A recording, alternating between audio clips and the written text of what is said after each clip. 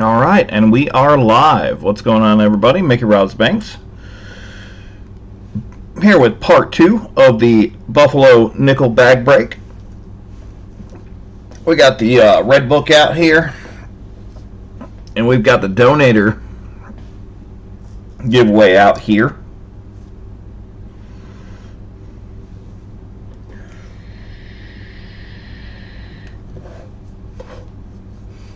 So what I currently have is 1, 2, 3, 4, 5, 6, 7 spots donated for. Casey Rhodes, what's going on? Ted Newmas Mattis, welcome in. Looks like I have 1, 2, 3, 4, 5, 6, 7 spots donated for. We do have a total of 9 spots remaining, so I will write that in. If you look in the description of the video below, it'll tell you what you get for your donation and what the level is. There's only one donation level. You can multiply it and do multiple donations for multiple spots, but each spot will include what's listed in the description below.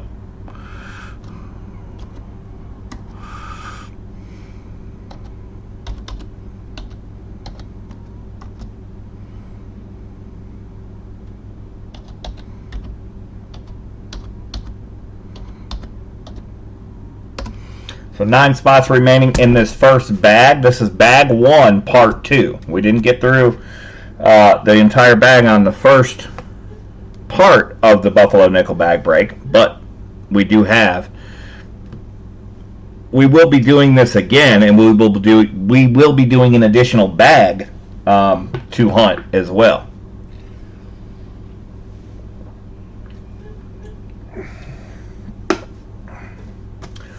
So the third person I had in was SLV Shark. If you get here or let me know how many spots you wanted. I just put you in for one. You did a $1 donation to reserve a spot for you. But I don't know if you wanted more than one.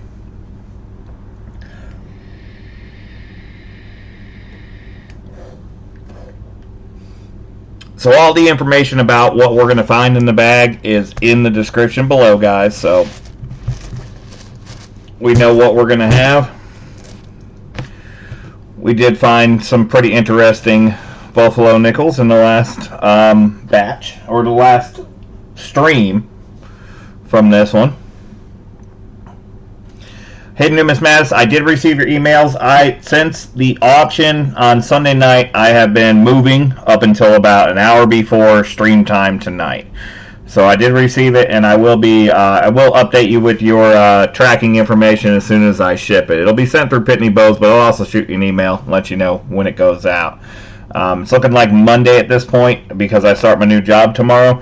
I did not expect to be moving up until the end of the day today, but unfortunately that's what it took to get all of my things over here and downsize from a 2-bedroom to a 1-bedroom, and it's been a long week.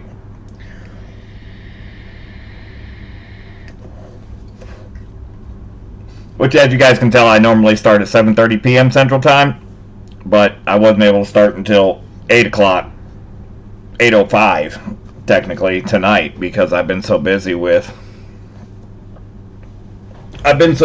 moving. But I am all the way moved in now, with the exception of some cleaning and some organizing. But for the most part, I'm all the way moved in to my new studio, my new apartment, so we're good.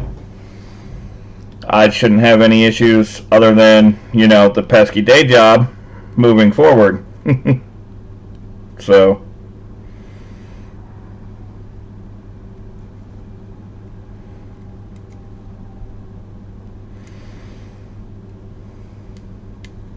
I do expect to be doing part 2 of the Silver Sunday auction tomorrow night. We're gonna go back to Thursday nights as much as I possibly can, but we're gonna go back to Thursday nights for our regularly scheduled auctions. We're gonna do those on Thursday night, 7:30 p.m. Central Time. So there won't be a preview video because we already did the preview video for the Silver Sunday auction, but Silver Sunday auction part 2 is going to be tomorrow night at 7:30 p.m. Central Time. So we're going to wrap up that auction, and then next week on Wednesday next week, we'll be doing the members only for March. We'll be doing the March members only live stream. And I think that's going to be it for next week so that I can catch up on shipping. Get everything shipped out to you guys. But then starting the week after that, on Thursday night, we'll be back to our regular Thursday night auctions. That's the plan. So let's hope that works out. Collective Chris, welcome in. Welcome in MTN Vault. Welcome in Hidden Newman's Madness. Welcome in Casey Rhodes. Ron Autry was here earlier, and so was Henry Von Mega. I'm not sure if they are still here, but let me change this to live chat. That should help a little bit. Alright, so based on the donations that I already had, the first person in for tonight's Buffalo Nickel Bag Break is MTN Vault. MTN is going to get 2 spots in the bag break. I know this says quarter, so let me flip it over. MTN's going to get 2 spots in the Buffalo Nickel Bag Break. We're going to pull 12 Buffalo Nickels for MTN Vaults, and we're going to do that twice. So whatever we get is going to go to MTN, but we're going to search them underneath the scope just like we have here. Everybody that donates for this portion of the hunt will have a chance to win this interesting but very nice condition 1938 Denver Buffalo Nickel. This is around the $5 book value Buffalo right here based on its condition, 38D.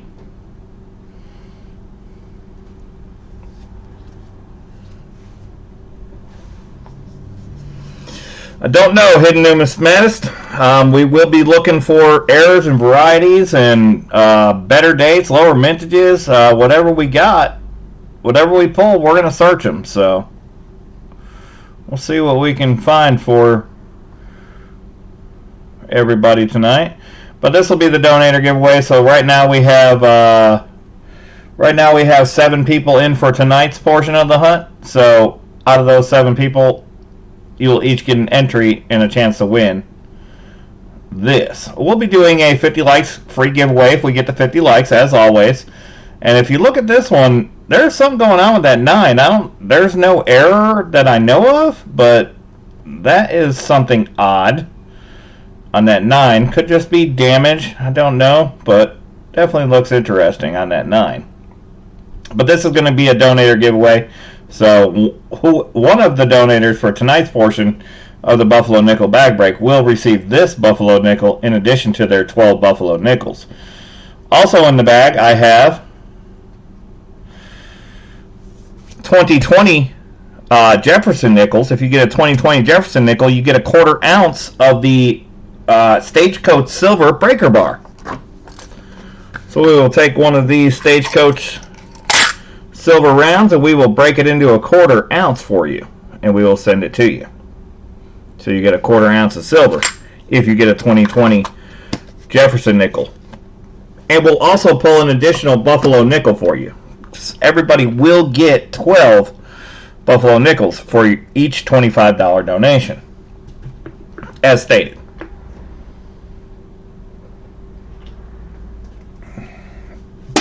So we're going to get it kicked off with MTN Vaults. We're going to do your first. I've got a bag here. We're going to do your first 25. And we're going to write it in just as that, as 25.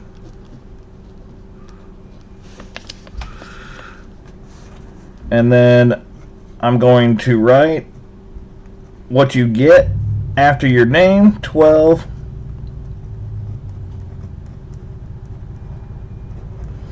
12 Buffaloes, 1 entry,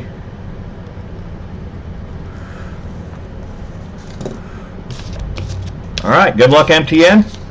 See what we can find for you. Gonna have to still get used to this backwards camera, but this is your first 25. We're gonna pull you 12. I'm trying not to like mix up the bag, but I'm trying to dig deep.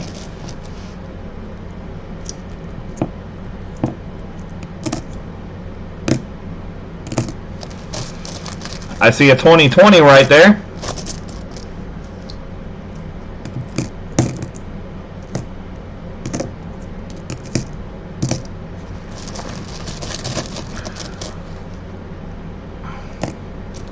So that 2020 is going to earn you a 1/4 ounce of silver. 1, 2, 3, 4, 5, 6, 7, 8, 9, 10, 11, and we're going to pull you another one.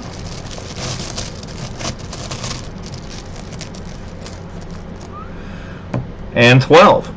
So you got a 1/4 ounce silver. We're going to write that right on directly on this envelope.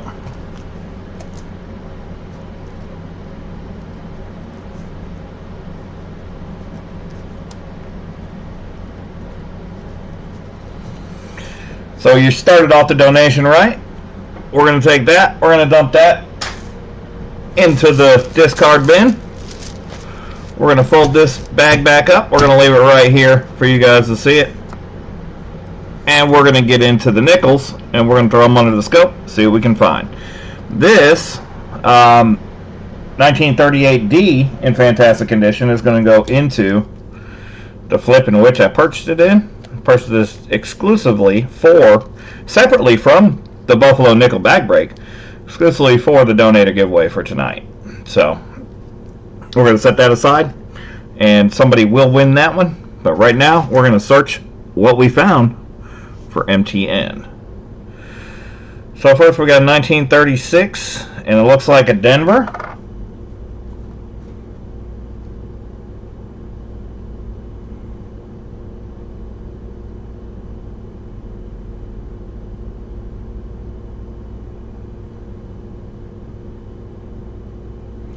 The 36 Denver, we'd be looking for a 36D, we'd be looking for a 3.5 leg. 36D, 3.5 legged. I don't quite think we have that there. Unfortunately, MTN, I can still see most of that leg, so does not look like it's the 3.5 legged. Come on, kids.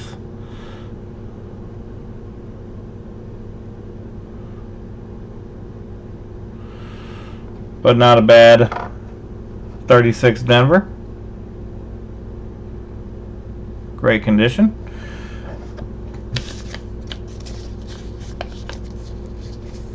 Let's see what else we can find for you.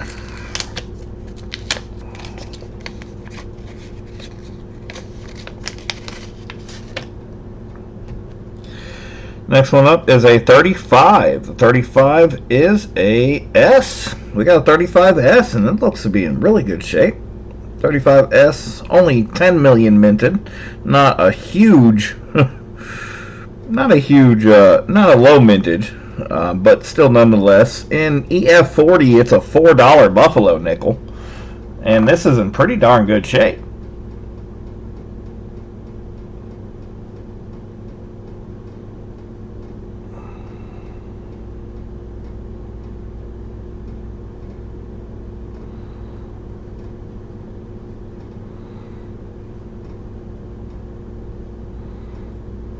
Come on, horn.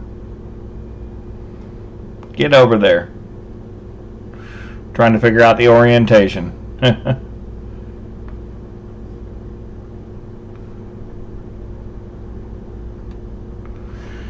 Okay.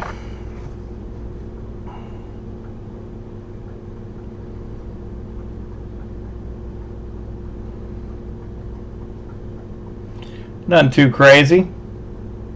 Definitely at least a VF20, so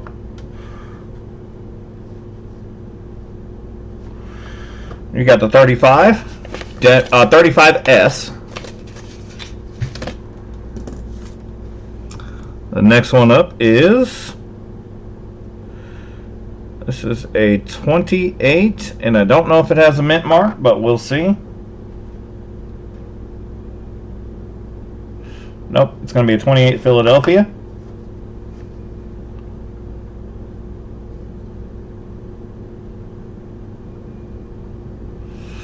Not too shabby. The 28 Philadelphia.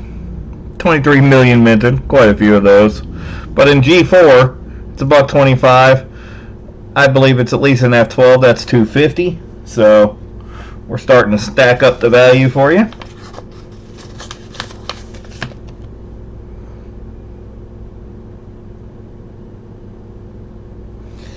This is, let's see if I can see it with the scope. That is a 1923. 1923, we're looking for. An S would be the one to look for. A 1923. We'd be looking for the S. Let's hope.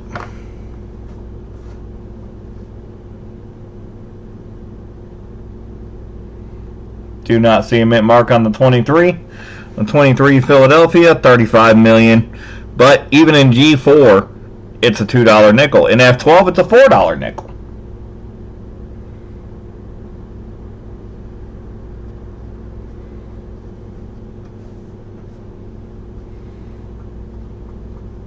Think we're at least in that VG8 condition. Come on, I cannot get this thing. The only way to do it is turn it around like that. I think we're at least in the VG8 if we're not at the F12. And the VG8 is a $3 nickel. Not horrible at all.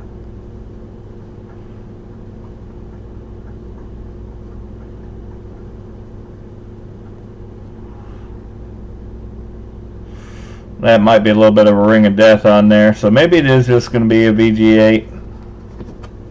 But we'll take it.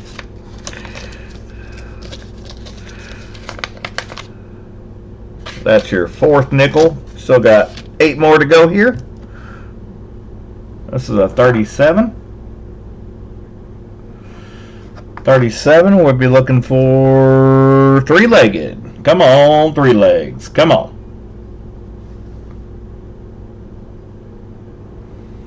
Nope. It's got all 4. The 37 is a D though.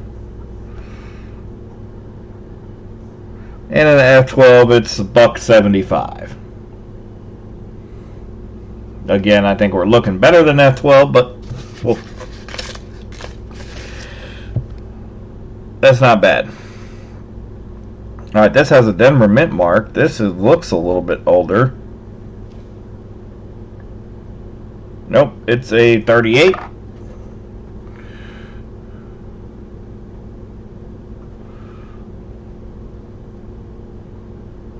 Or is it a 30?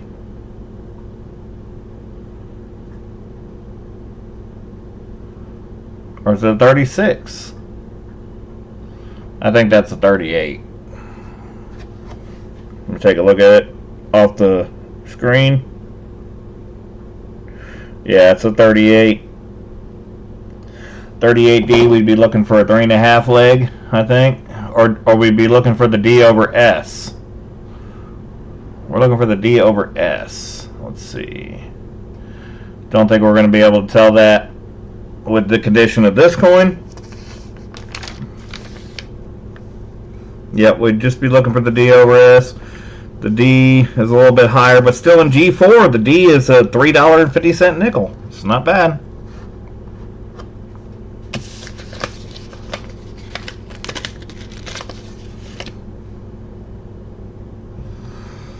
Yeah, that's probably the worst one I've seen, except for the 13, the 1913 that was the donator giveaway. We got a 1935 here.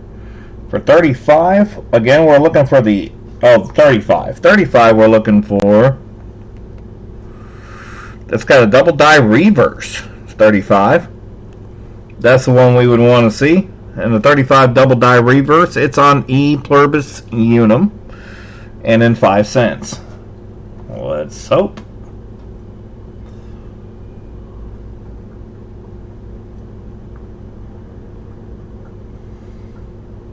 Don't see it in 5 cents, but it is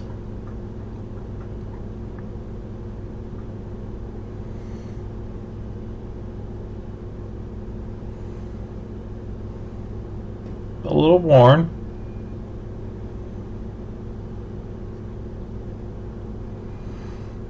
I don't know. Look at the top of that P, MTN.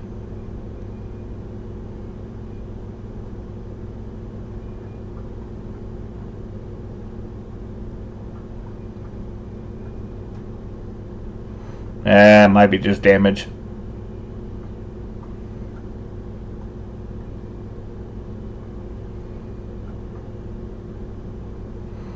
Come on, really?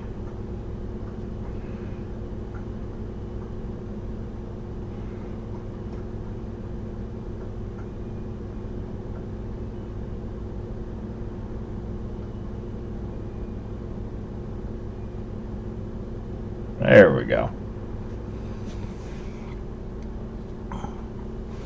Take a look at what we're looking at here. Yeah, it's going to be real hard to tell with the wear on that coin.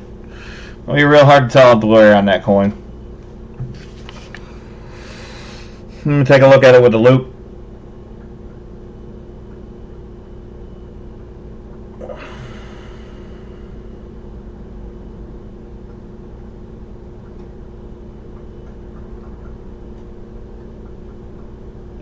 Can't see any obvious tell.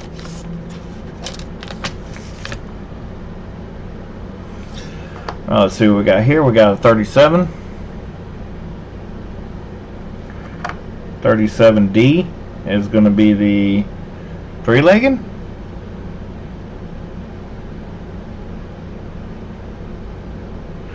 But that one does not have three legs. It has all four legs, as you can see, but in really good shape.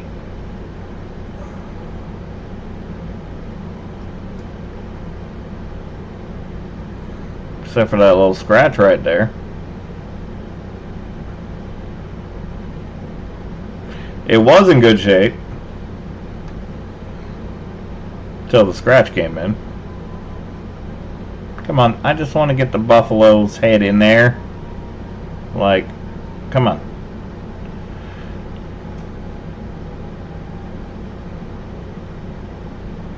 There we go.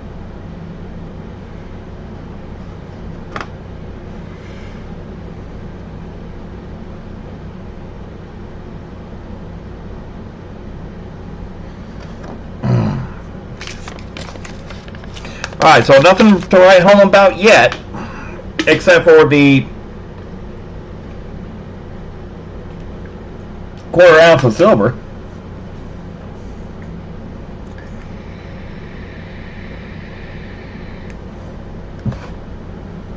But we still got 4 buffaloes for you.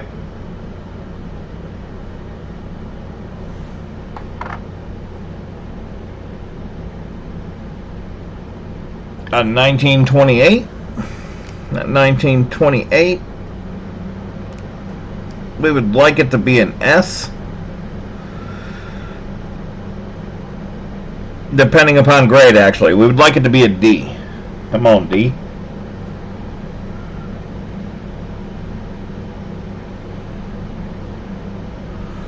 And we do not have a mint mark on the 28S. Or on the 28 Philadelphia. We're going to be at a 23 million minted. F12, you're looking at $2.50. What else do we have? Got a 37.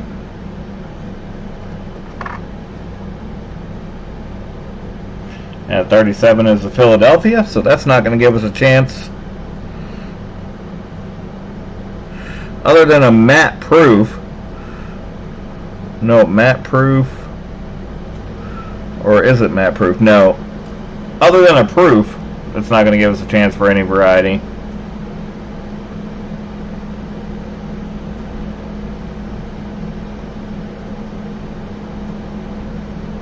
Don't see any sign of it being a proof.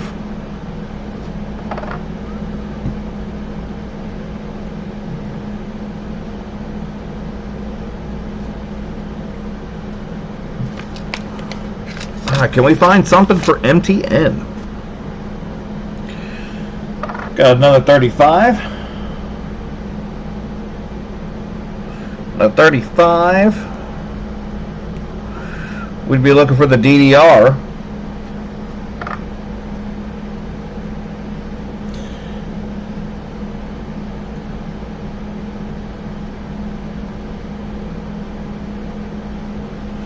And 5 cents would be doubled.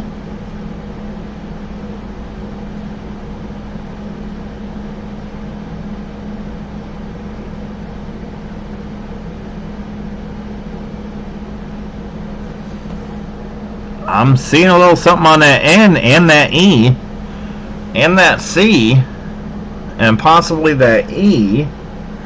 Let's see, on the 35.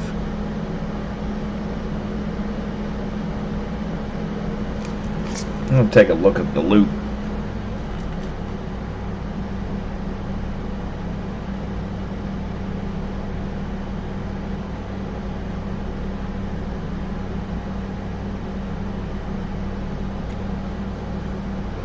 Is it even a D?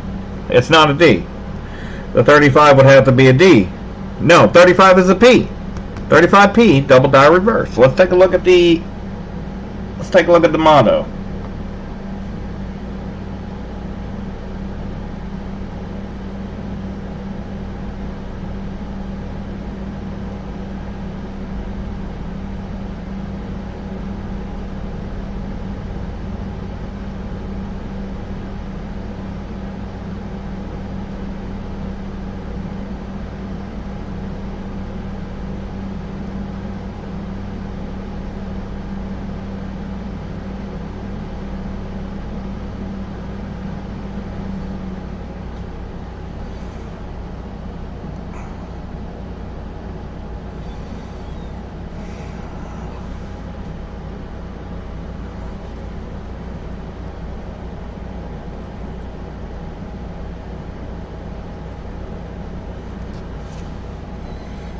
Hard to tell with the condition of that, but that R does seem to be running into that I.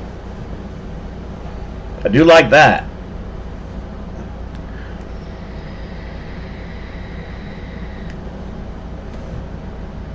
Especially after seeing a little something something on the 5 cents.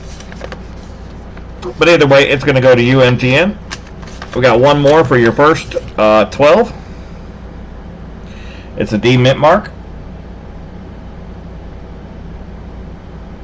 It has legs, but what's the date? Let's see. That's a 1934 Denver. In 1934, only 7,480,000 minted. That's better date. And even in F12, it's a $2.50. If it was VF20, it'd be a $4 nickel. Don't know we're quite there. No, we're not quite the VF20, I don't think. But it's not bad. At least a VG8 and at least an F12 for sure. Maybe not quite a VF20. Alright, so you got your first 25, your first 12 buffaloes, and you got 1/4 ounce of silver. So we're going to get you another envelope, and we're going to get you a second 12 buffaloes.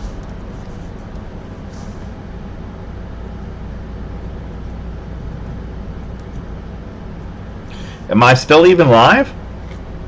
I haven't seen anything in chat for, I don't know, about 15 minutes.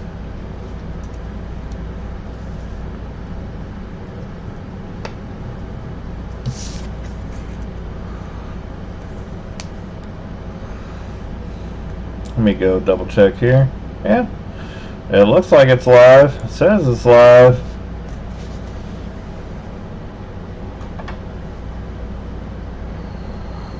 Maybe I'm hanging out by myself tonight.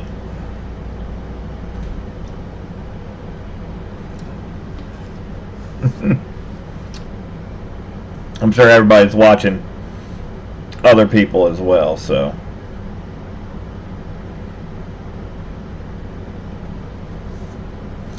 Did you get in on another spot, MTN? Or is that for something else?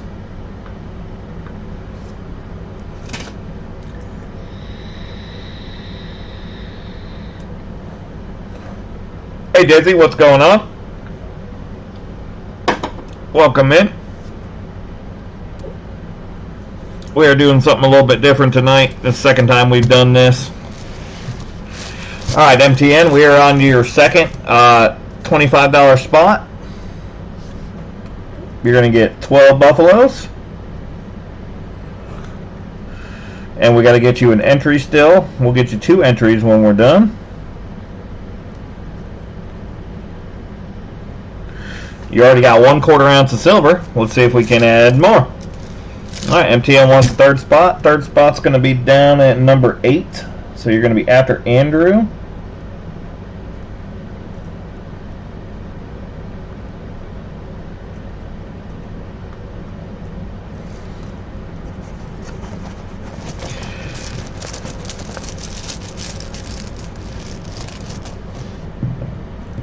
I see a shiny one. Looks like you got another 1/4 ounce of silver. 3, 4, 5, 6, maybe 2. 7, 8, 9, 10. Got 1, 2, 3, 4, 5, 6, 7, 8, 9.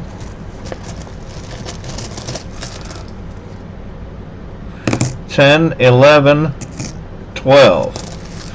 And it looks like you got 2 2020 nickels, so that's going to be another half ounce of silver total that you ended up with for that. So you get 2 1/4 ounce silvers. You're up to 3/4 of an ounce so far.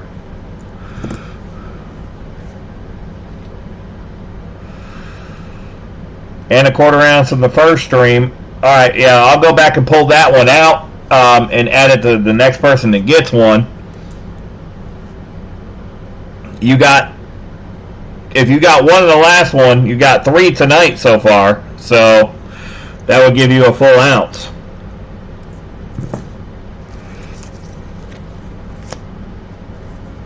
So I'm going to write that on the bag or on your envelope.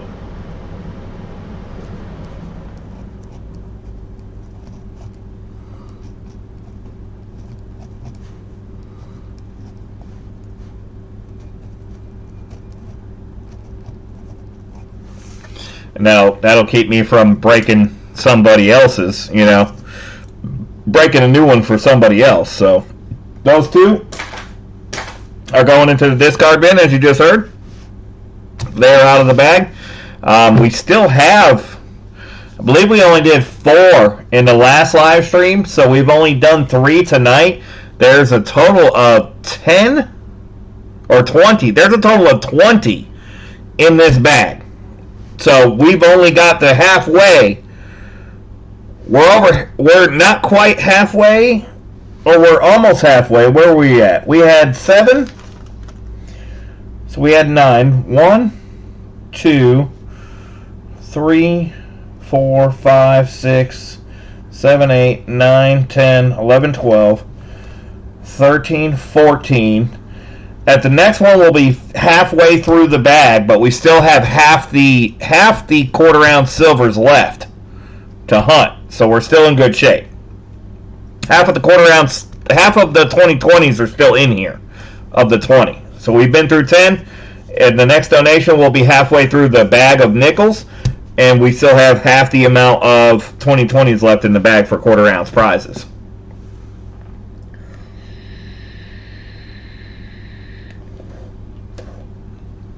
Working out just about how I hoped it would. Now let's count these nickels and make sure that we have all 12 for MTN. We have 1, 2. Let's... Oh, sure, wish I could get them. Okay, 1, 2, 3, 4, 5, 6, 7, 8, 9, 10, 11, 12. Okay, let's push those up. Let's push those back. Okay, so we have 12 Buffaloes for you. After MTN, Dizzy, we have 1, 2, 3, 4, 5, 6 pulls. 6 12 nickel pulls. And we only have 8 spots remaining for this bag. 8 spots will empty this bag.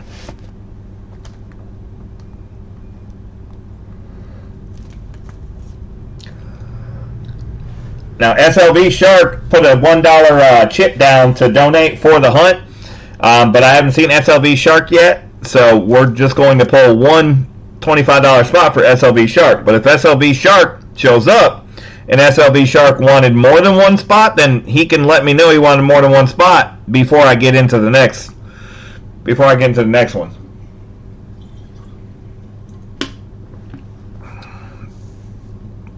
All right. First nickel off the rip I can see is a 1929. 1929, we're going to be looking for the S.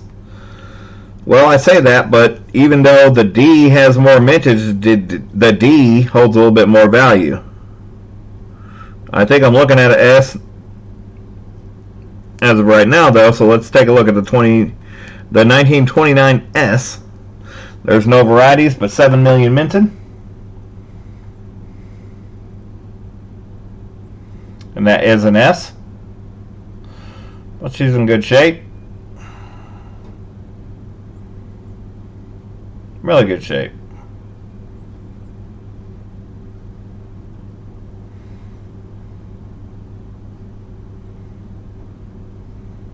Yes, George Kimball, you can still buy in. It's $25 per spot. I have 8 spots remaining as right now. Let me check PayPal and verify that, though, just to make sure. But as of right now, we have 8 spots, I believe. And it looks like I got one other. Let's see who that was. If that was MTN, I still have 8 spots. Yep, that was MTN. So I do still have 8 spots remaining.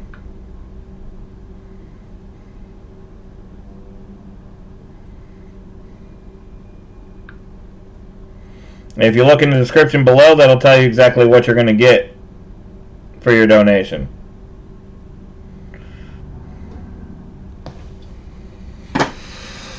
Okay. So that's your first nickel, MTN. 1929 S. In F12 is a $2 nickel, not huge. In VF20 it's 4, but it's in pretty good shape. Let's go with the ugly. Let's see what the ugly is. Uh-oh. What is that ugly? We may give you another pull on this one if we cannot decipher what this is.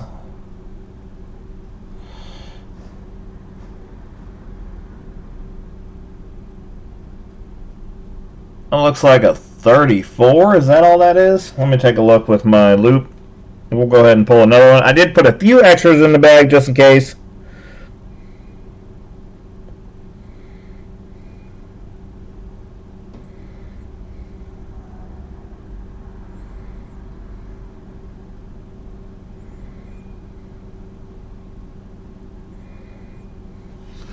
Let's check the reverse to see if it's missing anything. Because it kind of looks like a 38.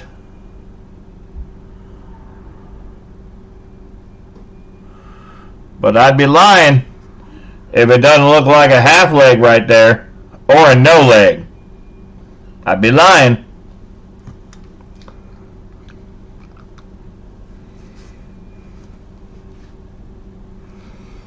But it couldn't be if it's a 38. Maybe it's a 36. If it's a 36D, it'd be a 3.5 leg. Is it a D?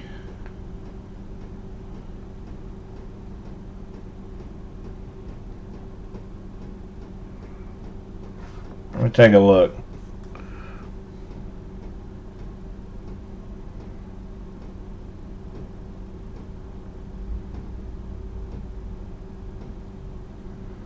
Man, it's so hard to tell. It's beat up.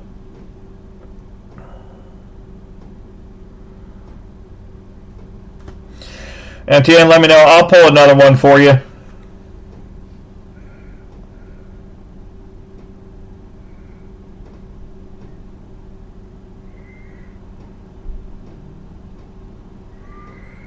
That's hard to tell. It could be a 32. A 32. And it could have a mint mark. There is no 32. So, can't be a 32. So, it's got to be a 38.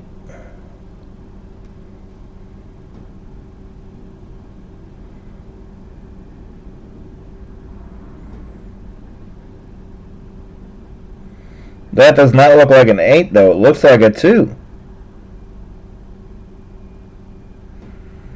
Can't be a 22. There is no 22, right? No, there's no 22. Yeah, we'll stick that one aside. We'll pull you another one, MTN. Don't know what that is. Super hard to tell. Probably details are missing.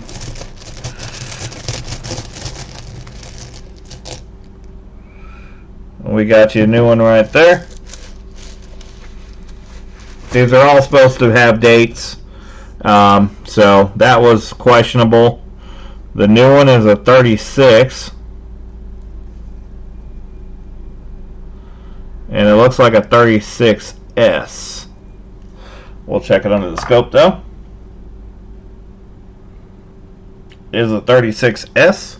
36S. We don't have any varieties.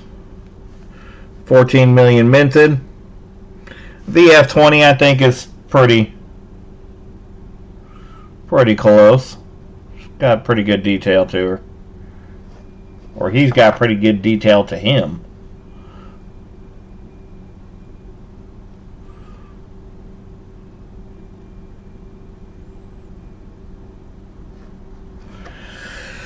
So that'll be your second one.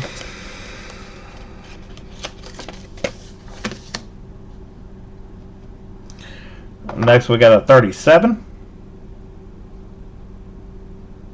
A lot of these are 37s, 36s. But there's been quite a few interesting finds. 20s and etc. along the way from the first part of the bag. Again, the whole deal of these is they're unsearched. I have not searched them. I don't know exactly what's going to be in here. And neither do you. So 37 Philadelphia. That's going to be a very common date. 37P. Unless it was a proof. We're looking at a couple dollars. Let's find something good for MTN. Come on. Got a 1935. In 1935, we're looking for the DDR in 1935. For a Philadelphia. It is a Philadelphia. But we would begin to see the doubling on the 5 cents if it was a DDR.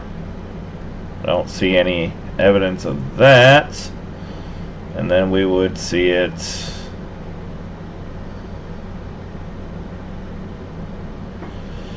on E pluribus unum.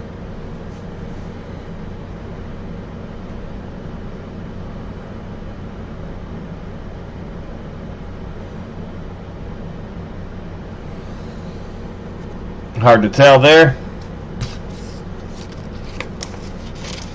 Yeah, Desi, it's something a little bit different. Something I started a couple weeks ago. I purchased. My silver dealer has hundreds and hundreds upon hundreds of Buffalo Nickels. I purchased 1,000 dated Buffalo Nickels. He had somebody search through and pull the ones that had dates and stick them in a bag, and the ones that didn't have dates, stick them in a different bag. And I purchased 1,000 Buffalo Nickels from him so that I could pull and come up with a way to pull the nickels out and let you guys get them unsearched for errors and varieties. That is a D, and that's a very nice condition D. It looks like a 4.5 legged, but it's not the half legged, and it's not the D. Is it the D over S? I'm gonna say no. 38D.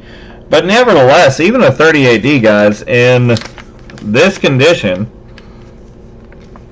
the 38D in VG8 is a $4 nickel. It's at least that. So that's not horrible at all. It's not horrible at all. That's at least a $4 nickel.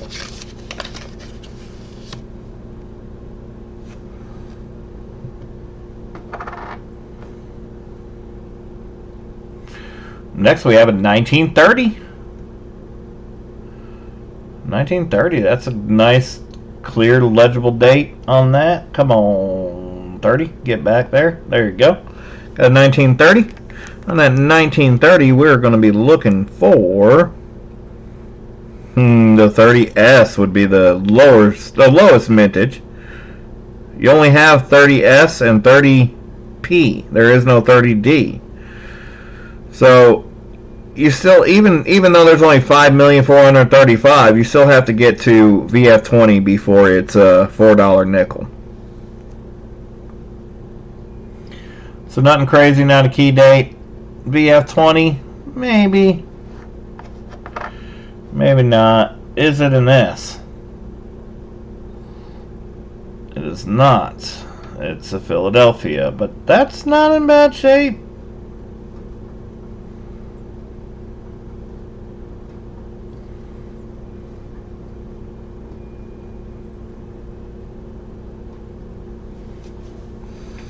Coin collecting with Tyler, welcome in.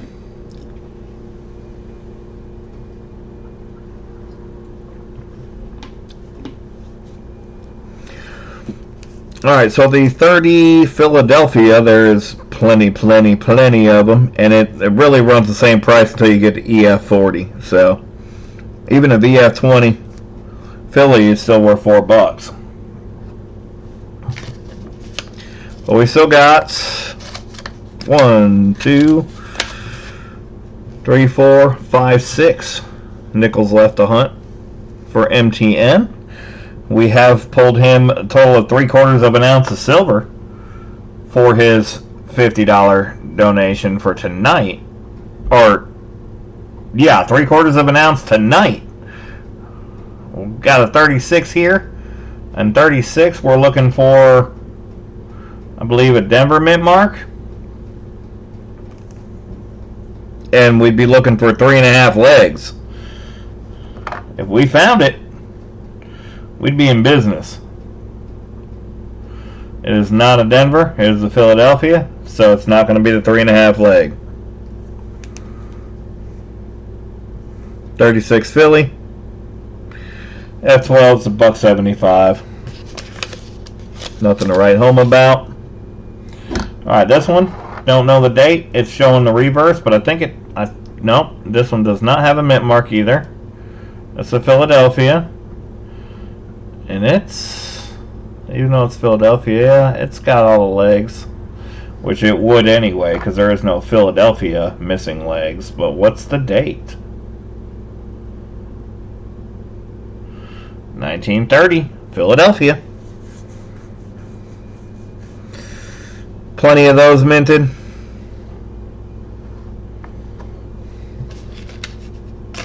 But with the F12 condition, still looking at like $2. So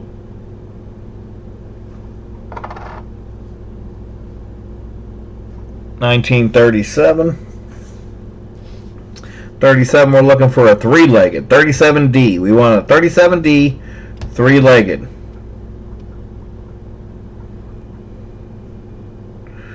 That's what we need to have. Or we need to have it in VF20 as a D. But we need a 37D 3-legged. Come on.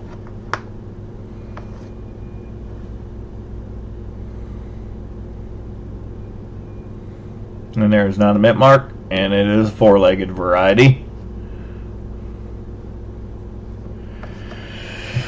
Unfortunately. Still 3 more to go, though, for MTN. This one was a 36.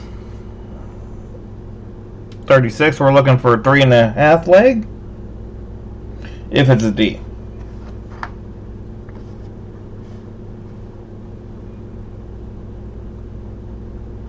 It is a D.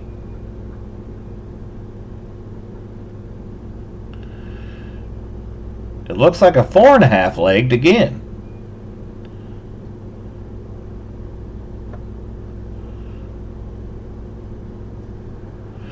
But it's definitely got all 4 legs, unfortunately.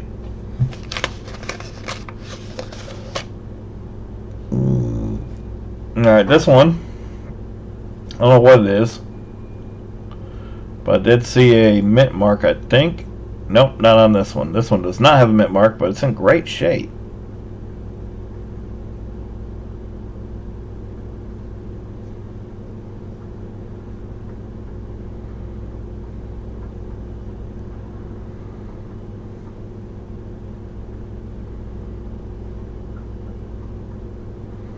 Come on. There's the buffalo. It's got a lot of horn left on that one. Aussie Cobbler, what's going on? Welcome in.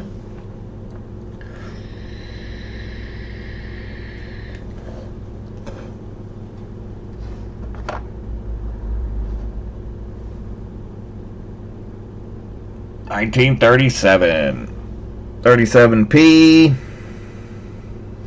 Nothing. We're looking for 37D. Alright, this one does have a mint mark. And it looks like an S. From my eyeball from here, without looking even at the loop, I can see the S, which means it's in really good shape. Got a nice condition, S mint mark. Don't know what the date is, but we got a good condition. Very good condition.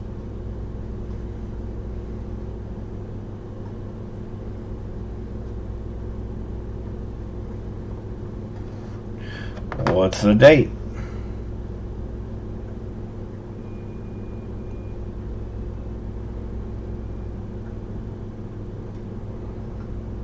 $36. The 36S is nothing to write home about. 14 million minted. And VF20, which I think this one definitely is, still a $2 nickel. So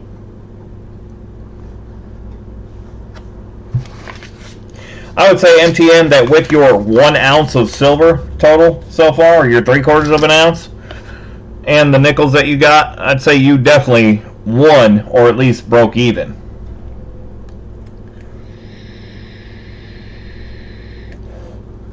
Now, not everybody's going to get 3/4 of an ounce of silver on a $50 on 2 $25 donations. However, you did get lucky. Was that an S over S? I don't think so.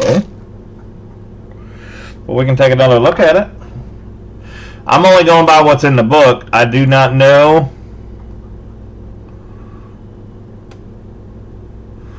my Buffalo errors as well as I might should. I don't see an S over S there, but I'll take another look at it with the loop. I do see something going on, or what appears to be something going on underneath the S, but I don't know. Brandon Scott, welcome in. I'll take a better look at it with the loop.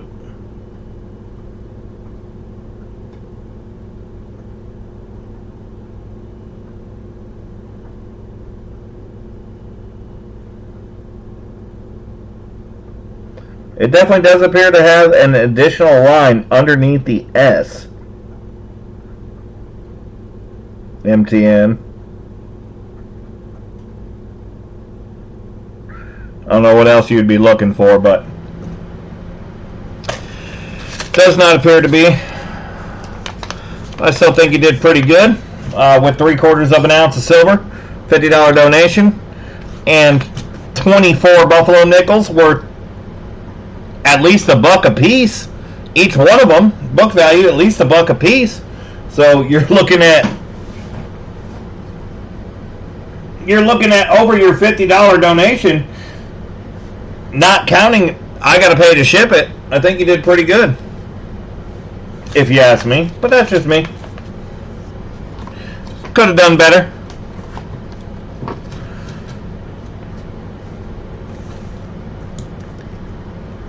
And then you still have a chance to win this very nice 38D BU.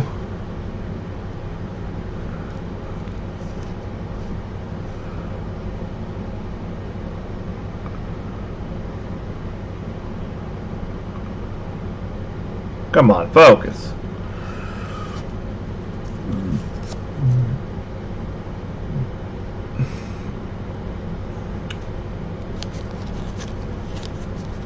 So yeah, we'll get to you. We'll get to your third donation a little bit later on. This is the donator giveaway, so you got 2 entries to get that MTN, and anybody else who donated for tonight will have a chance to win that 38D as well. All the information is listed in the description below. I'm going to do the entries at the end. Bring everything in. Has anybody seen SLV Shark? Is Silver Shark around?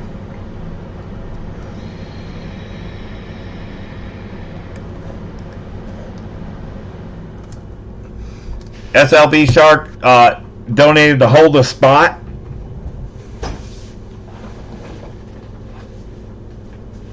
On the Buffalo Nickel bag break.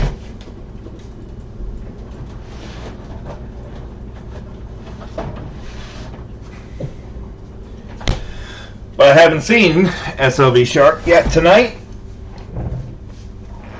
So what I think I'll do,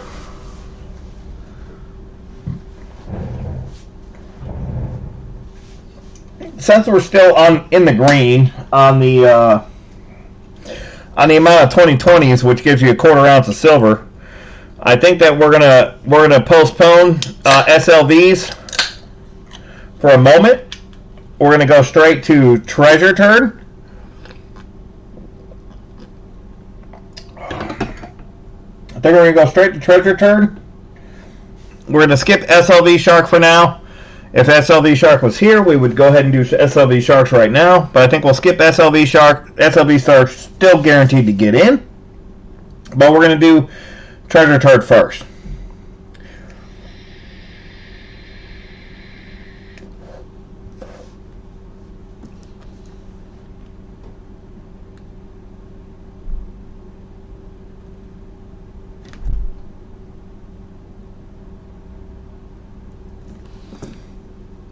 Alright, Treasure Turd is up next.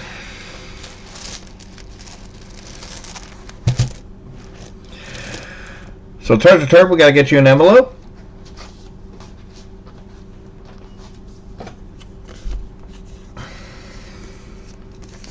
Oh, did I mention that the Kansas Tallgrass Prairie Quarters grades came in? I don't think I did.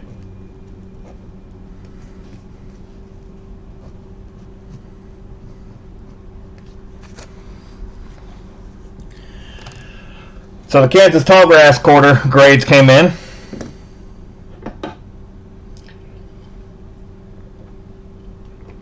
And this was by far one of the best submissions that I've ever sent to PCGS, as far as the highest quality grades coming back.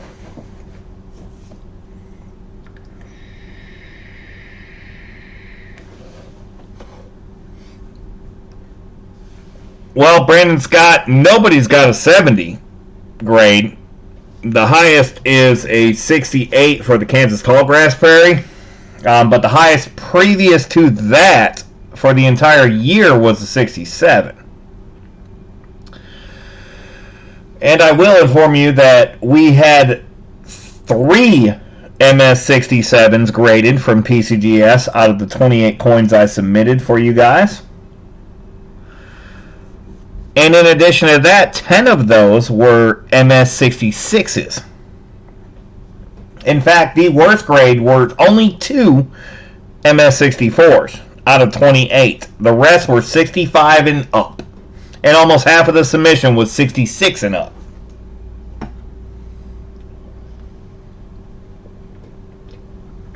Seems I've gained a rather good eye over the last 2 years grading grading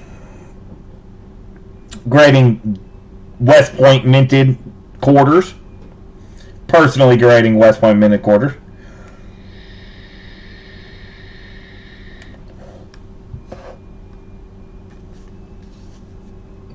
Alright, so we're going to do treasure turd now. If the ratio goes down to quarter ounce silvers left in the bag, etc., then we'll change it up and we'll bring you up immediately. But right now I think we're still in good shape. We're half and half. We got 6 there. 7, 8, 9, 10, 11, 12. Alright, treasure turd just in time. Unfortunately, treasure turd, I did not get you a 2020 Jefferson nickel, so you did not get the one of the bonus quarter ounce silvers, but we do have you 12 Buffalo nickels right here, and we're going to search them. Looks like one of them is not in the best condition, so we're going to take a look at it. If it's not worth the crap, then we'll replace that and we'll get you another one, and maybe you will get a quarter ounce silver. We'll see. This first one looks like a 28 without the loop. It's definitely a 28. Looks like a 28 Philadelphia. Don't see a mint mark on that one.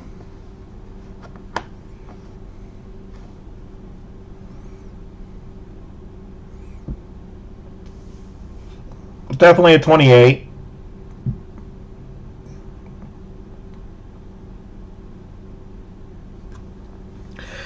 So 28 Philadelphia, we're looking at 23 million minted.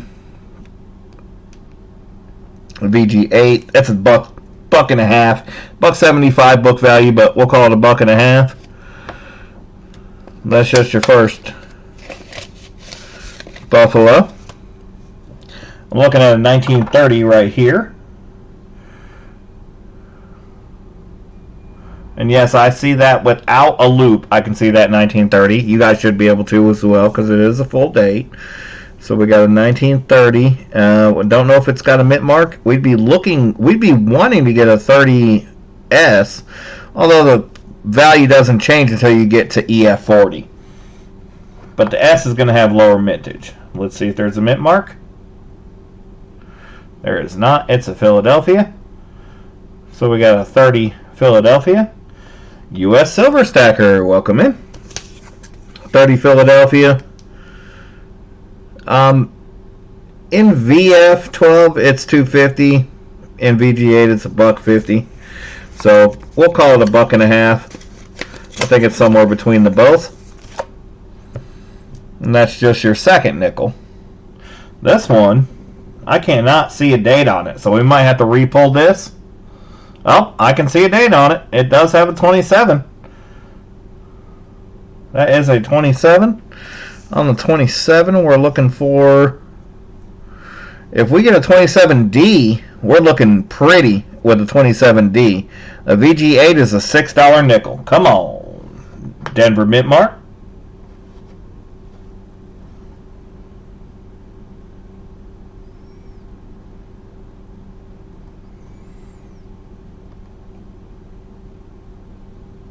Is that a mint mark?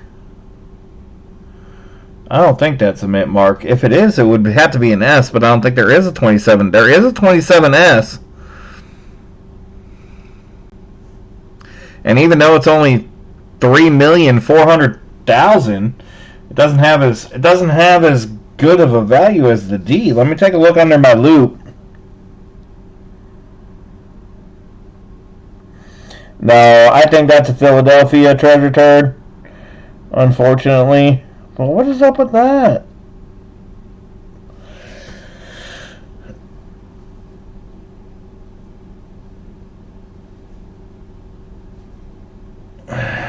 It's got a line all the way around the rim. Almost made me think that it might be a magic nickel. But it does have, like, here, let me show you on the loop.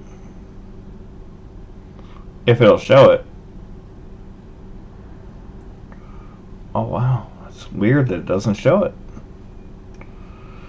There's a line on the rim where it's raised in spots. That's weird. Nevertheless, it is a 27 Philadelphia Buffalo Nickel. We're hopeful of the mint mark. Did not get it. See what else we can find. That is a 1924 Buffalo Nickel. In 1924, we would be really, really excited if we got a 1924 S Buffalo Nickel.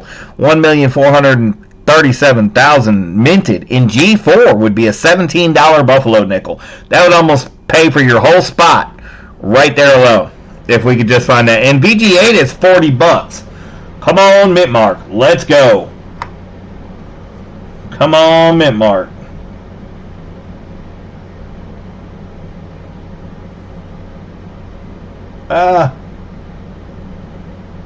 No.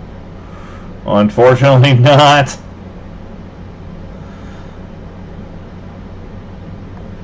No mint mark on the 42, the 24, sorry, the 24 Philadelphia still in VG8 is a $2 and F12 is a $5 nickel.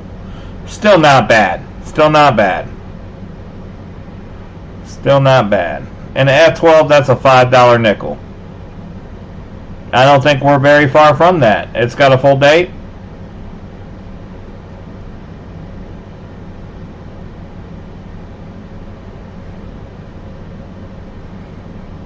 It's got a lot of horn.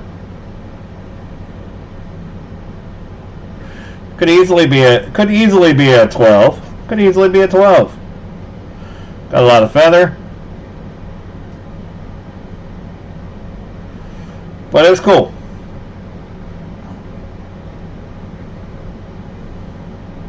Not too shabby for a 24.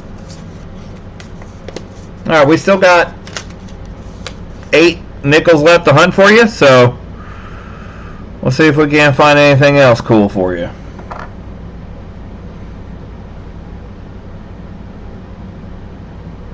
Got 1936. We'd be looking for the 36D 3.5 leg, because that'd be a $400 nickel.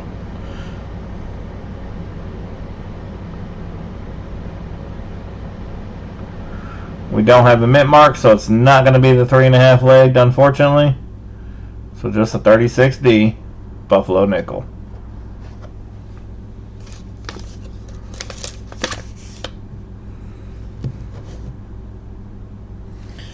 Up next we got a 1930. Got a 1930 Buffalo Nickel. 1930 we're looking for... we're looking for the S, but the S doesn't, even though there's 15 million less minted, it doesn't gain value until you hit EF40, which I don't think this is an EF40 Buffalo Nickel. F12, sure. EF40, probably not.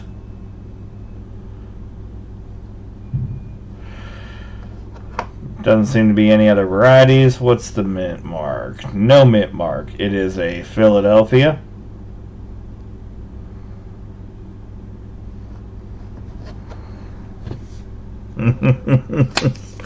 Treasure Turd says, I would shit if you found me anything like that. Well, I am trying, and again, I have not searched these, so, and I purchased these as unsearched, so you guys saw we did find some pretty decent stuff last time. We haven't found anything exceptionally crazy last time or this time, but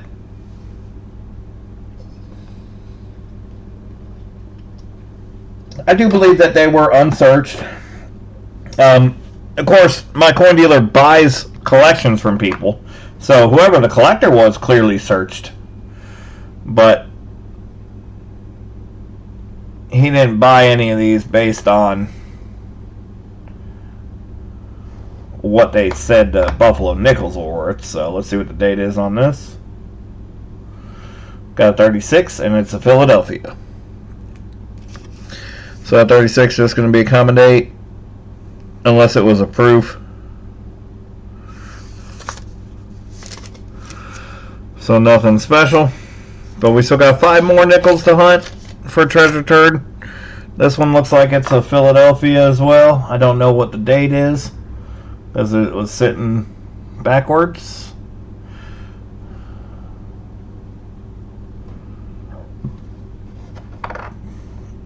What's the date? 1935. 1935 Philadelphia. Could have a double die reverse. Oh, let's flip it back. Let's double check the 5 cents.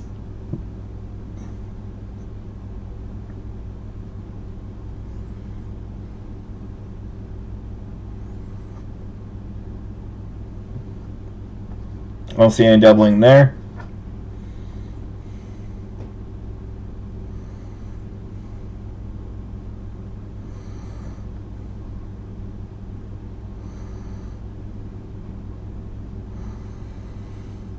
Yeah, MTN, that was a pretty great find, that 26.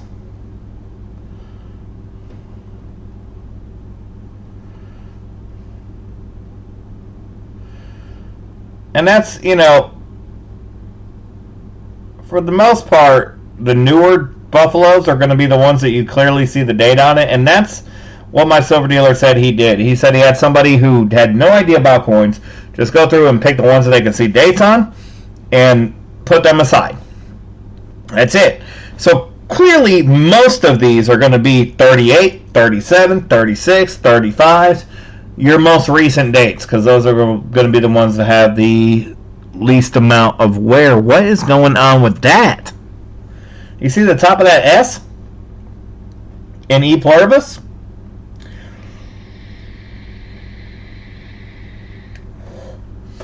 Now that's probably damage, but that does look funny.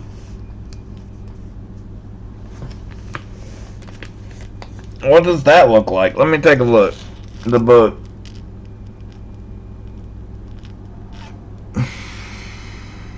Nah, it's going to be so hard to tell that way.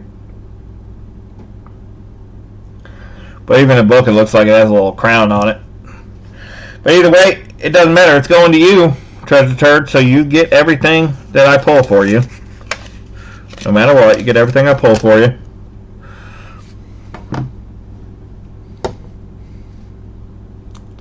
Up next, we got a 1937.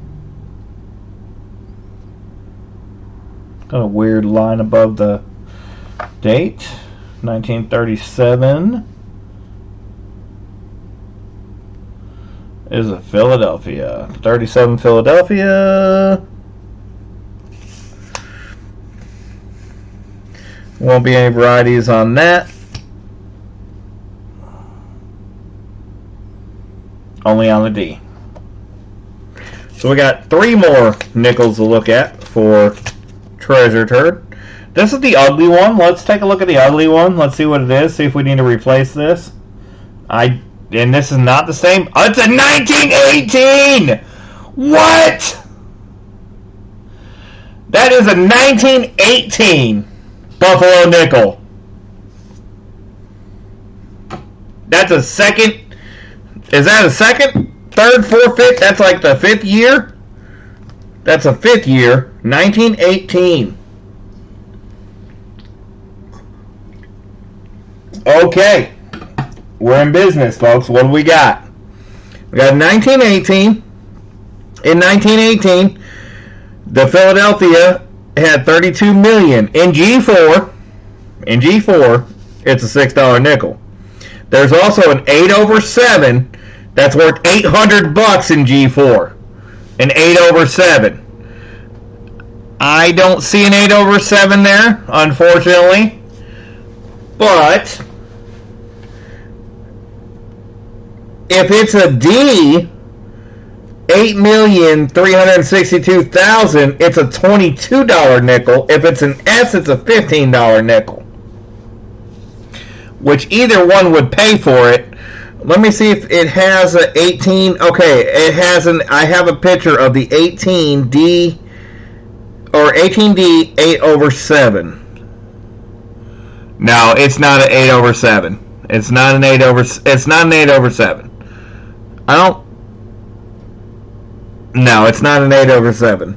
It is not an 8/7. I am rather. Yeah, I am almost positive, 100%. I'm almost positive it's not an 8/7. Almost 100% positive.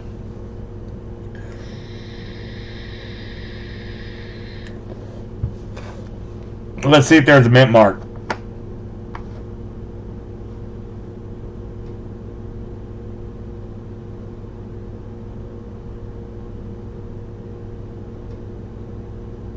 I don't think there's a mint mark.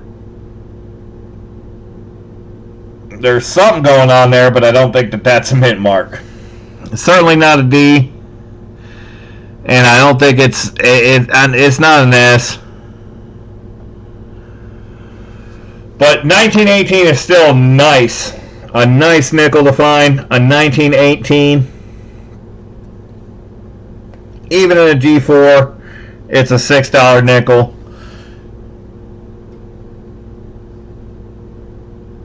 And because of its condition, if you want, Treasure Turd, I can pull you another nickel if you'd like. But I think that you'd probably rather keep this one.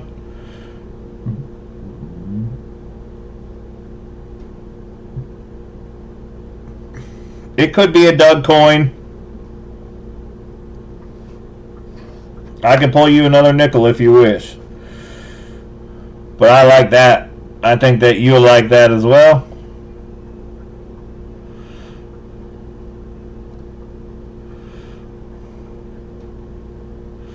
Yeah, I figured so. I just had to make sure because, you know, again, I did promise that these would be unsearched and that they would have dates.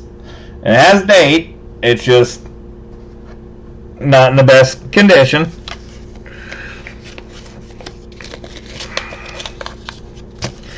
Alright, so you got 2 more nickels left here to search. Treasure Turd, this one I can see from the reverse does not have a mint mark.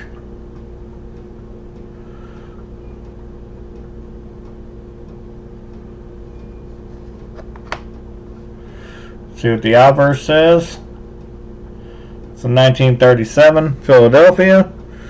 On the 37 Philadelphia, we don't have any varieties, which I already knew that, but I had to look to make sure.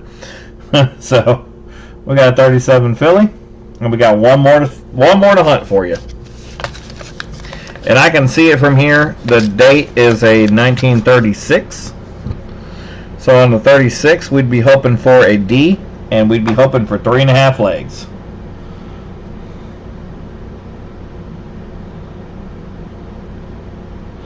That's your 36.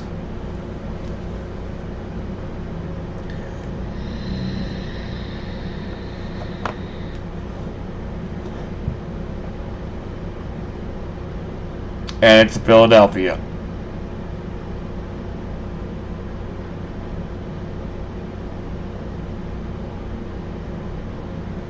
But a really good shape. I mean, really good shape on 36 Philly. It's at least an F12 worth $1.75. So not a horrible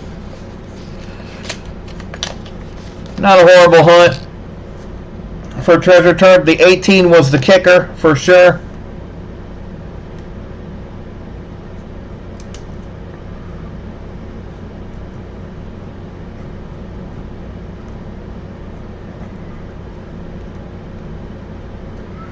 And you're going to get an entry to win the end of the donator giveaway. In the donator giveaway, we have a BU 38D. I showed it at the beginning. We'll show it again. It's really in nice shape. AU, I guess, not BU, an AU. an AU38D. The AU38D in EF40, it's worth $5. AU, it's worth $8. It's definitely in the EF40 AU range. So you'll have an entry to win that as well to go along with the 12 buffaloes that we found for you. So congrats, Treasure Turd. Alright, up next we have Tony Murphy. Let me check PayPal to see if we had any more donations in. Because we did have 8 spots left. Don't know if we got any more donated for.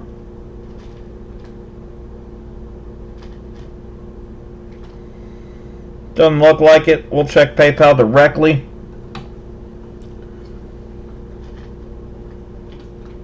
Just to be sure. Because I did have people ask me.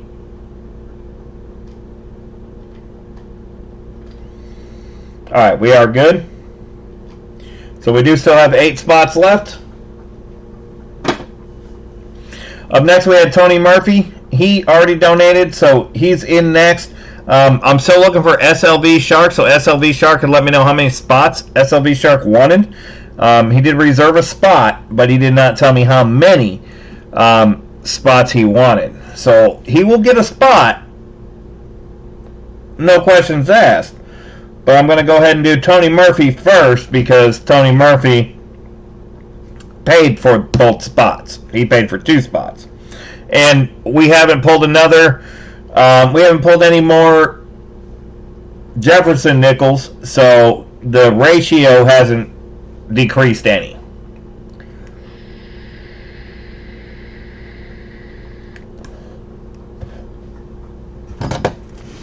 Nice, MTN. So let me get an envelope for Tony Murphy.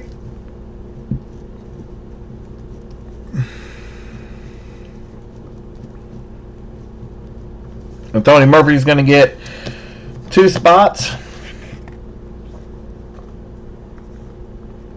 12 buffaloes per spot.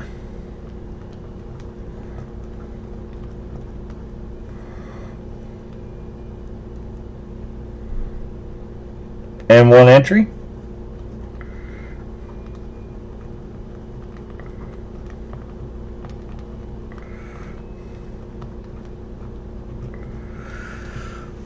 And then after that we have Andrew. We have SLV Shark still, then Andrew, and then MTN.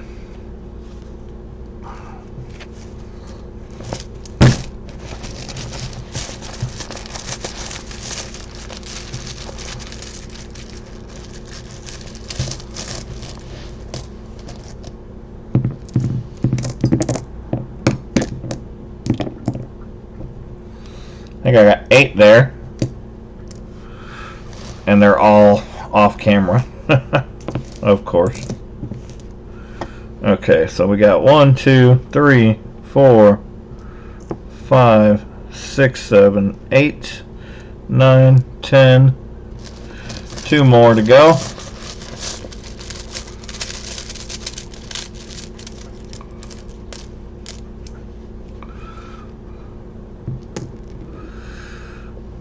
$11, $12. Alright, we got 12 for Tony Murphy's first donation.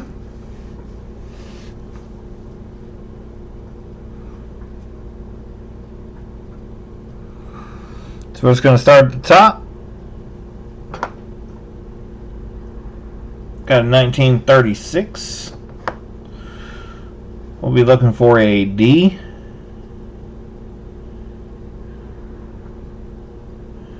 There's an S.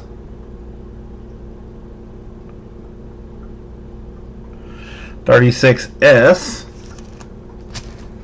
It's going to have 14 million. No half legs, no possibilities. So we got a 36S.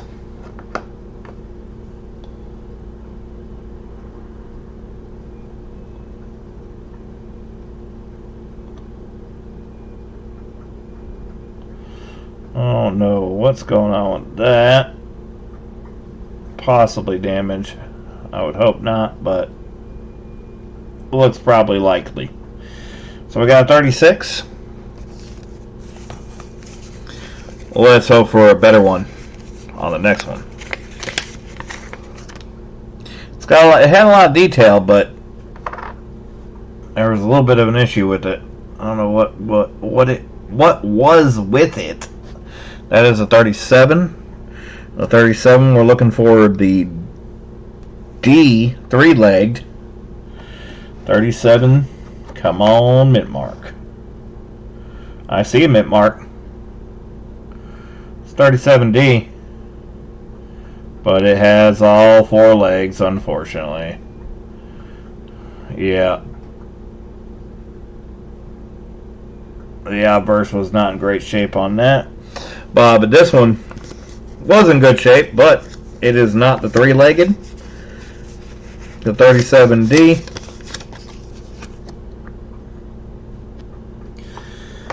Let's check this one. It was from the reverse. It doesn't. Is that a mint mark?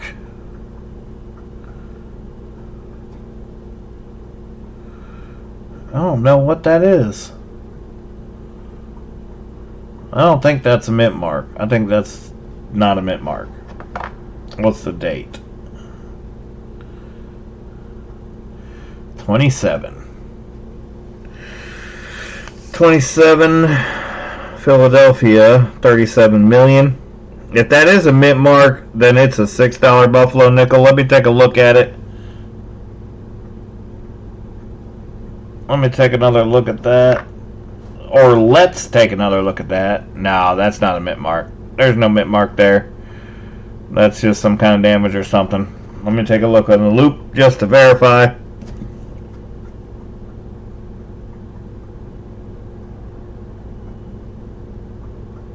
Nope, no mint mark on that one. That's 27 Philadelphia. What else we got? We got a 37.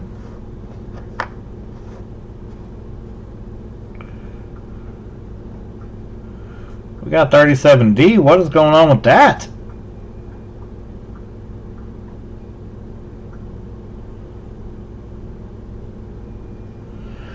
Y'all are seeing that, right?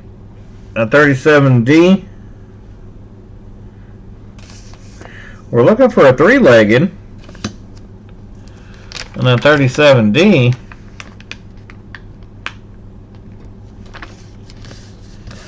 It's got something going on with it. But it's not a 3-leg. We got 4 legs, I believe. Yeah. We got 4 legs.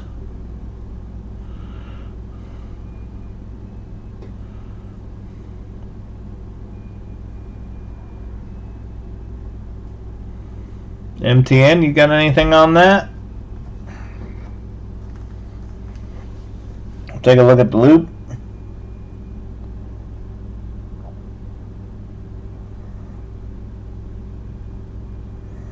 Got a die crack or a die break? That's what I'm looking at. I'm looking at a die break. Yeah, I got a die break on this. Or a die crack. And it's from the rim straight up to the mound.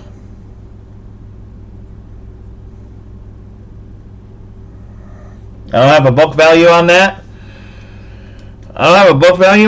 But there's definitely a straight die break, and it runs from the mound directly to the rim. I don't think it's laminate. You can see it. It runs from the mound directly all the way down through the rim, all the way down to the rim.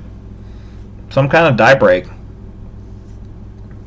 I don't know how far up it runs, but if you look, it actually kind of looks like it does run up into it a little bit further. Like, you see how that leg's kind of weak there? And I think it might run all the way up into the Buffalo. All the way up to there at least. 2 right there at least.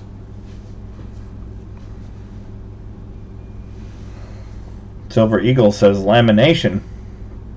It does look like lamination there in the buffalo and on the leg.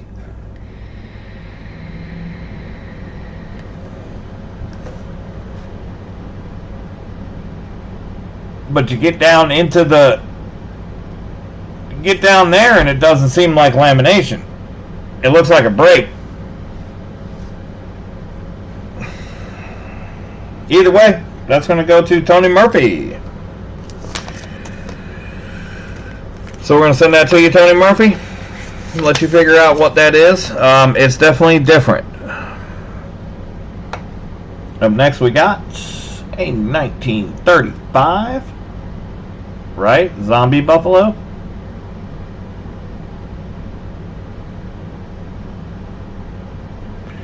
A 1935, and yeah, there's seems like some doubling on that one, but on the 35, we'd be looking for the DDR.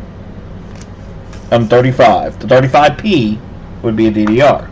So we're not looking for a mint mark, but we have one, and that is an S. That is an S mint mark on the 35. So we got a 35S, 10 million minted. And an F12, it's a $2 nickel. Lower mintage, but not the DDR. But good shape. Good shape nonetheless.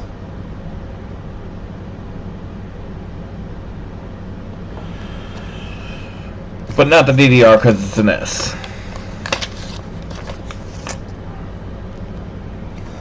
Alright, let's see what we got next.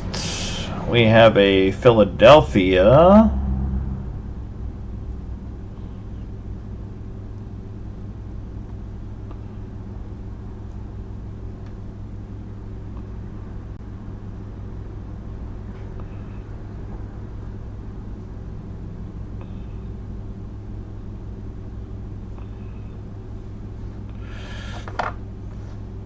Philadelphia is a 36. Unfortunately, 36P doesn't have any varieties other than proofs. And an F12, it's a $1.75.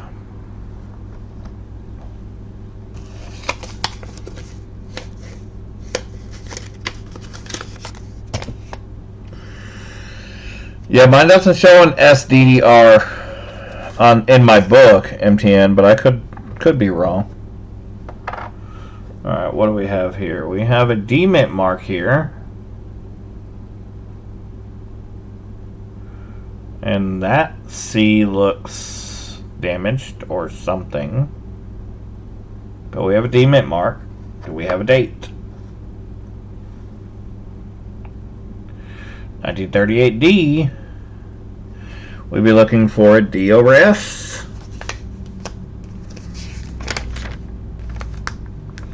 And the 1938D, but even in G4, still looking at a $3.50 nickel in G4, a $4.50 nickel in F12. So 38D is still not a bad nickel to have. We're looking for the D over S though. This nickel is in good shape. I'd say F12 is pretty easily known. D over S. How do I get that D in there? There we go.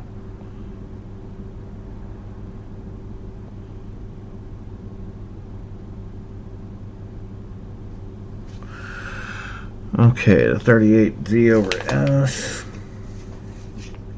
It would be at the top and the side.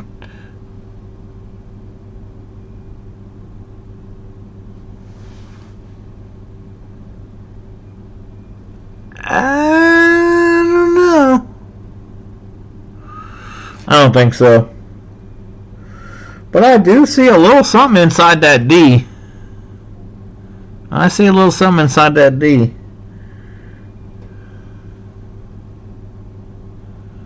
Interesting enough. Anyways, it's going to go to Tony Murphy. Maybe Tony Murphy can have a better look at it than we could. Up next we got... Don't see anything going on there. Just a Philadelphia. Move my fingers off of it. Do we have a good date? Come on. We got a 1930. Got a 1930 Philly. Not bad, not bad. 30 Philly. 22 million though. In F12, it's a $2.50 Buffalo. I think we're F12. She's not bad. Not bad at all. Not too shabby at all. Yeah, it looked a little weird. We got 4 nickels left to hunt for Tony Murphy for your first $25 donation. We got 1937. We're looking for a D. Yeah, it's possible. It's certainly possible. We got 37D. We'd be looking for a 3-leg.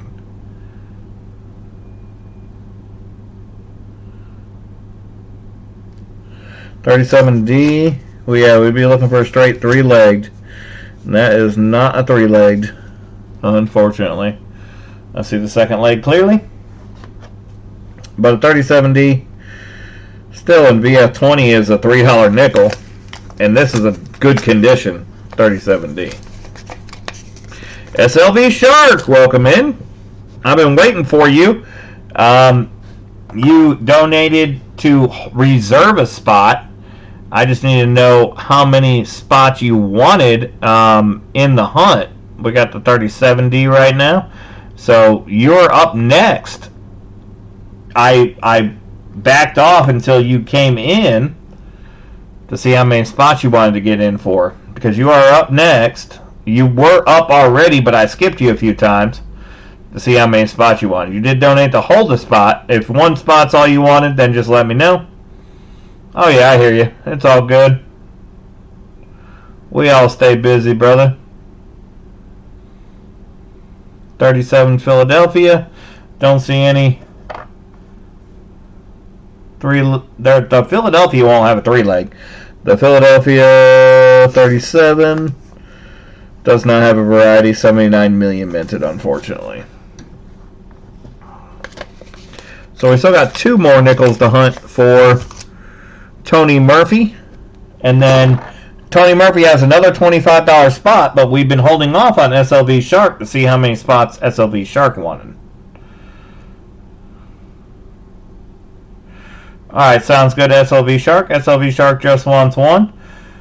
So this is Tony's first 12 for Tony Murphy. Then we're going to go ahead and do SLV Shark now that he's let me know that he only wants 1 spot. We'll do SLV Shark's spot next, and then we'll do Tony Murphy's second spot. And then after that we have Andrew and MTN. And that's it. This is 37. Philadelphia again. 1 more to go for Tony Murphy's first 12.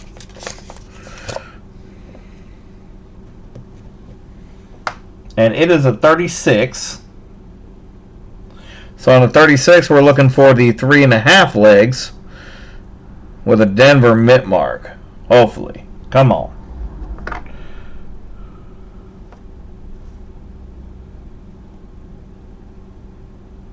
It is an S. It is a 36S. It has 4 legs. Looks like it has 4.5 legs, but it's a 36S.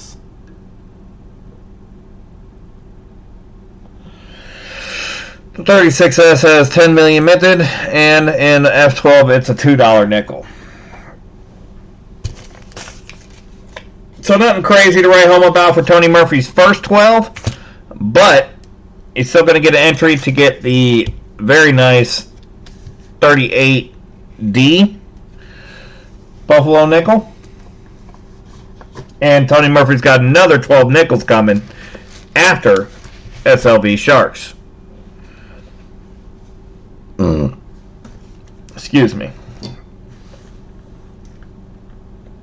So we did 112 for Tony. Now we're going to do SLV Sharks.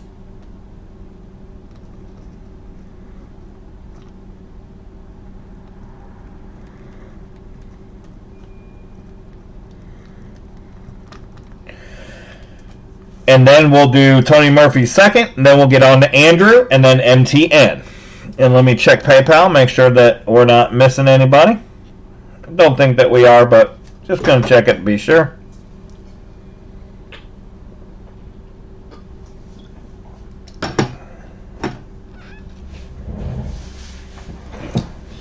When one person hits a home run, we'll know. Give me just a second, guys. I'll be right back.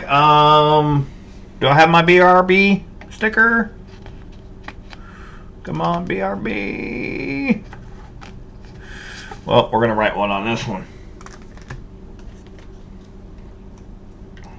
Give me just a moment, guys.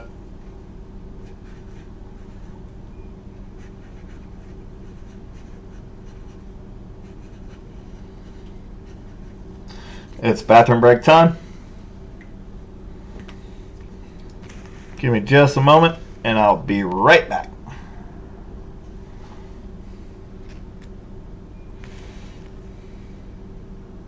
There we go.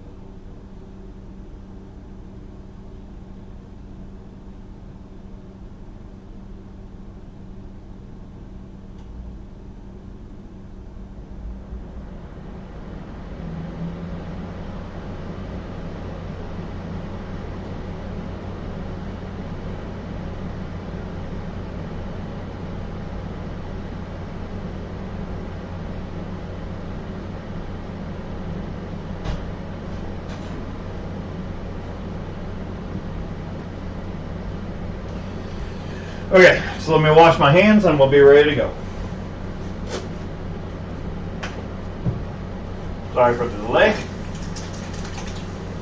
It has been a busy day of moving here at the Double Secret Hideout Studios. But I am finally completely moved in. Not entirely organized, but I'm mostly there. So we'll take that.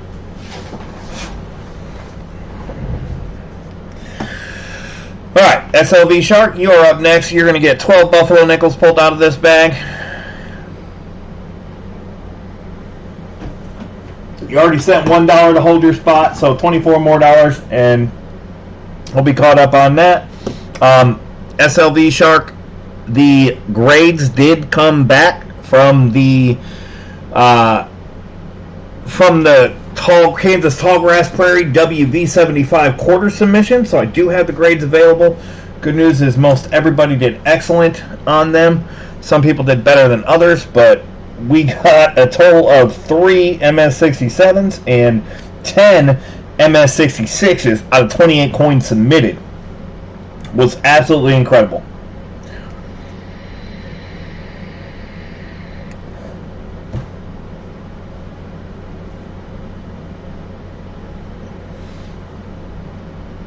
You're lucky to get 167 in a submission, let alone 3. But that's because I looked at over 150 different Kansas Tallgrass Prairie W quarters to find the best of the best of the best, which is why I told everybody that I will choose the best of the best for you guys to send off, and I will only send off the best of the best. And I did, and it showed. It showed. It really did. That I had that many to look at. It really showed. By getting 367s and 1066s out of the submission. Yeah, I really scrutinized them to the max.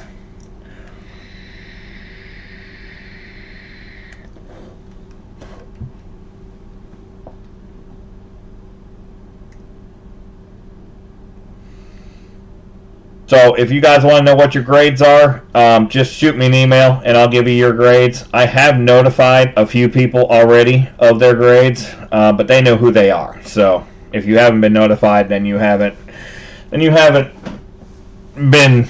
If you haven't got an email, then you haven't been notified of your particular grades. But you do have your line numbers, and if you request your grades now, I can give them to you, or you can keep it a surprise and I'll send it to you as well. That's why I didn't do a live stream about it, etc. So, Aussie Cobbler, do you want to know what you got? You can let me know. I can let you know right now if you would like live. Or you can shoot me an email and I can send it to you that way. SLB Shark seems preferred to get them in the mail.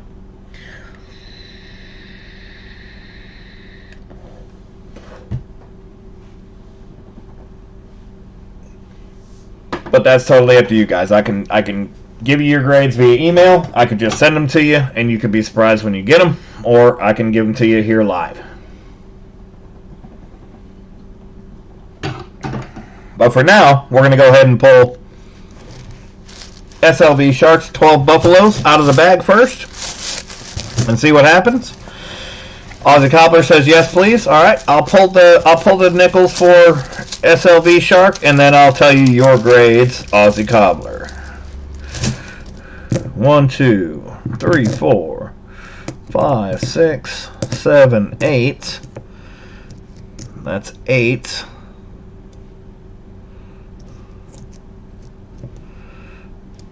Of your 12. I need to go up. I need to go up. There we go. There's 8. 9, 10, 11, 12. So there's your 12 Buffalo Nickels, SLV Shark. We will search them and see what we can get. Unfortunately, we did not get any 2020 nickels in that pull. So that means they must have sunk down to the bottom of the barrel, I guess. But we'll see what we got here. I do have a really, really nice condition 35. That thing is, woo, a 35, and it could be a DDR. Oh, if it's a DDR, it's super incredible. But if it is the condition I see it, it looks like an EF40. That's a $5 Buffalo nickel right there to start you off with. Aussie, you had submission. You were line number 9 and 10, if I'm not mistaken. If you know offhand, remind me. If not, I'll take a look. I have it in a picture. I have it in my photo gallery. The actual paper that I wrote everything down in is missing. It's not missing, it's just misplaced because I had to move and my apartment got flooded, etc. But thankfully I take photos of everything. Yes, Aussie, you were line number 9 and line number 10. Line number 9, line number 10 for Aussie Cobbler. Your grades are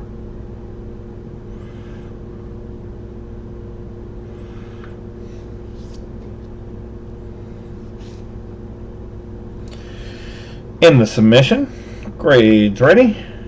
Line number 9. Line number 9 and line number 10, both MS66. Aussie Cobbler, you got 2 MS66s. Congrats. That's a win. Those coins are for what you paid for them and what you paid to get them graded. They're worth significantly more than that as of right now. So you may consider selling them, putting them up for sale, or at least one of them to recuperate your money. If you sold one of them, you would probably pay for the other one entirely. And the grading on both.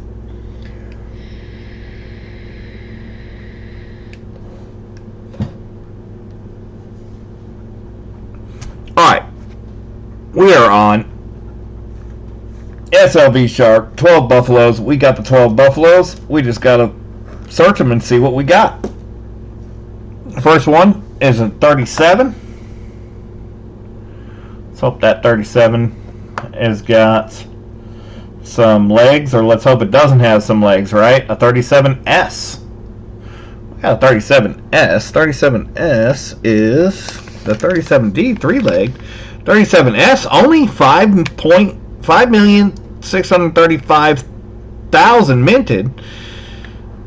In a VF20, it's still only a $3 Buffalo, but that's a little bit lower mintage, and it's a 37S. You don't see those every day. F12, I don't think it's a stretch for this. I don't think it's a stretch. I think F12 is considerable. It could be a F12, but it's at least a VG8. And a VG8, it's conservatively a VG8. It's $1.50. So let me get you an envelope. SLV Shark.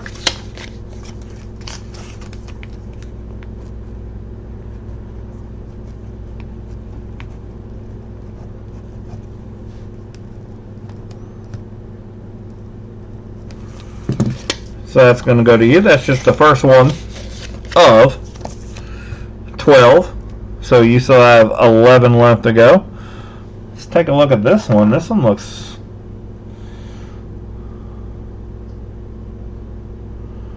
different from the reverse. It looks a little toned, like a little toning going on. Toned. That's not the right word. What's the date? It's a 1930.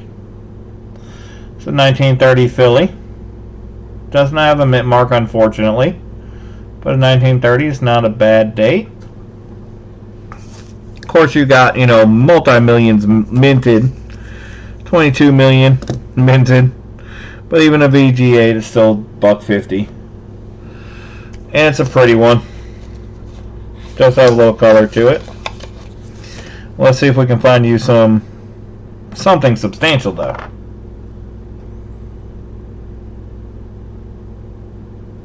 This does not have a mint mark. Let's see what the date is. That's a 36. And that 36. Philadelphia. It's going to be the same. $1.50. Book value in VG8. We're being conservative here.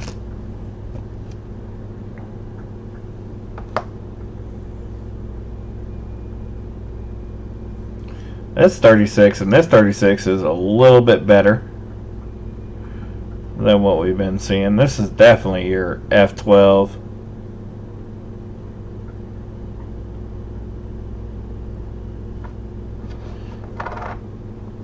Is there a mint mark? There is not. So 36 Philadelphia. Still looking at the same. Alright, we're going to have to get something better than this, folks. Come on. Most of these are showing reverse. 1, 2, 3, 4, 5. 5 are showing reverse. Out of the 3 showing obverse, we still have a 36, a 35, and a 37. These are just the ones showing obverse. So, that's 36.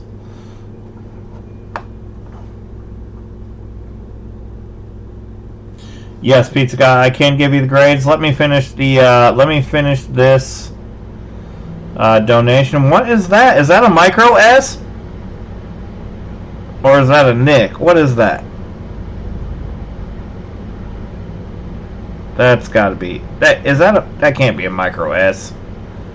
Can it? It says that there's multiple mint mark sizes, I think.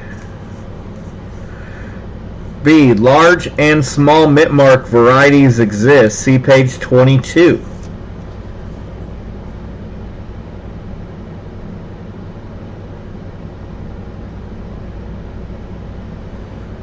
That looks like an S, and it looks like a small S. There's not a micro S variety. However, it does look like an S, and that doesn't change a whole lot on the 36. Is there even a 36S? Yes, there is. 14 million minted, and still the same. In VG8, it's $1.50. So nothing spectacular. If it's even an S, if it's a P, it's still the same. It doesn't matter. It's still the same in a 36P. $1.50 in VG8.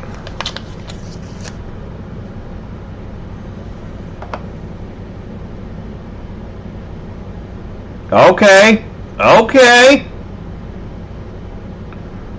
Okay, what do we got going on here, folks? You guys see that, right? You guys are seeing that doubling, aren't you? Please let me know that my eyes have not gone bad. That there is some doubling on that 5 cents.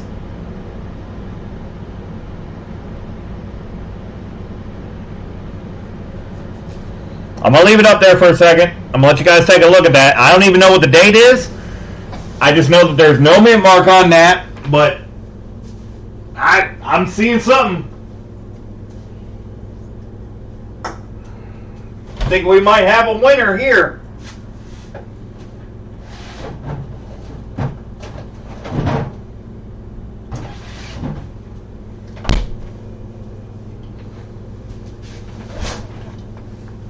I certainly see doubling on that E, on that C, on that N, on that T, all day long. I see doubling on those. So we're looking for a double die reverse. We'd be looking for a 35 Philadelphia. If this is a 35 Philadelphia, then that's a DDR.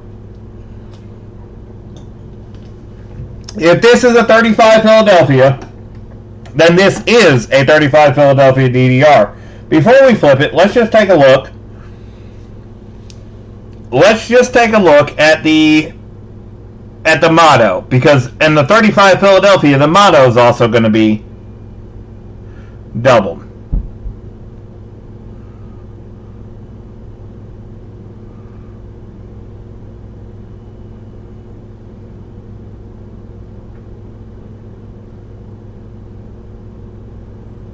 We're looking at a much smaller sample size.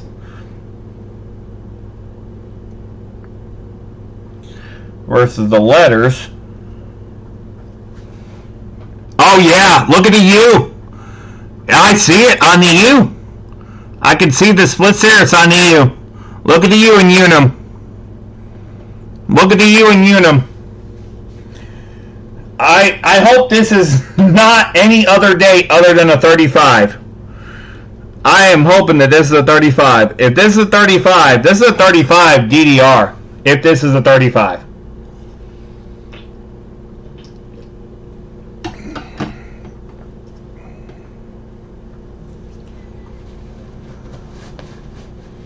Look at that U. I see it all day on that U. Come on, it's got to be a 35, guys. It's got to be.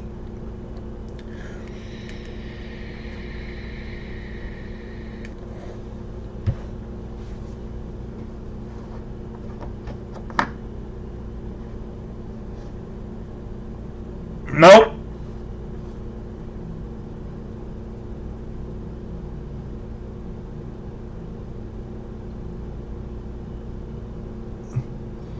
That is a 37.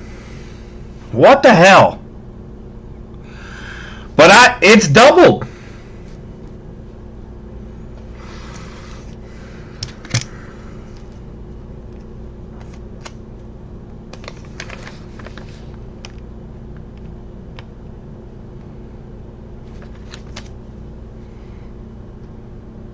I can't believe that. That shows the same doubling of the reverse of the 35. Look, it's even on the F. Look, it's on the V.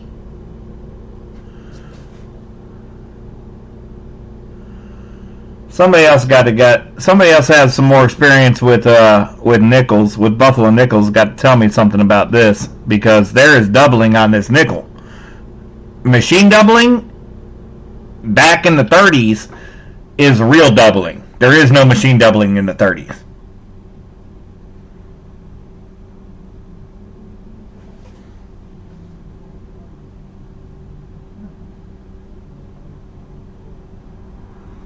There is doubling on this nickel.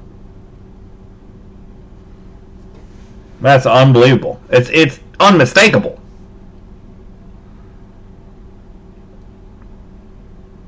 I don't think it's a new discovery. It's probably just not in the book.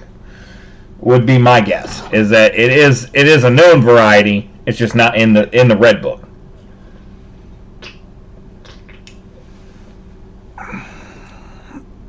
That would be my guess.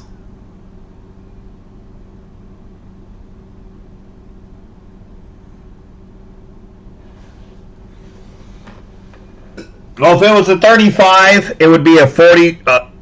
If it was a 35 double die, it'd be a $45 in G4. So I can't put a value on it, SLV Shark, but it's going to go to you anyway. So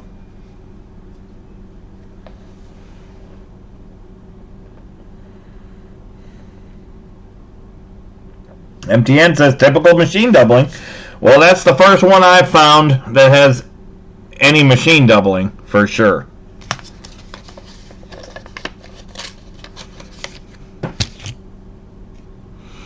All right, let's try again for a win. We got a 1930 for SLV Shark.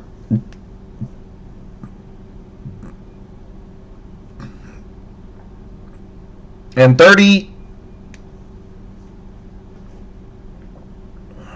you only have the 30P and the 30S.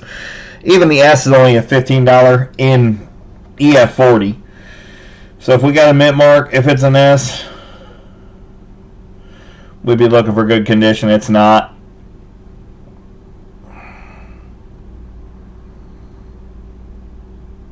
That'd be the first time I've seen machine doubling on a Buffalo nickel. For sure. You got the 1930 plane. SLV Shark. We still got 5 more left to hunt for you. Let's hope we get you a win here sooner rather than later. It's a 37. We're looking for a 37, I believe, D. We got 37D. We'd be looking for a 3.5 leg. It looks like we got a 4.5 leg. No, 37D would be the 3-legged. But we don't have the 3-legged. We'll be looking for a... It looks like a 4.5 leg, though.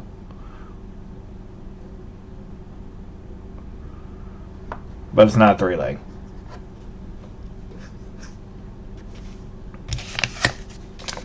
I got you, MDN. Yeah, I'm familiar with machine doubling and die deterioration doubling.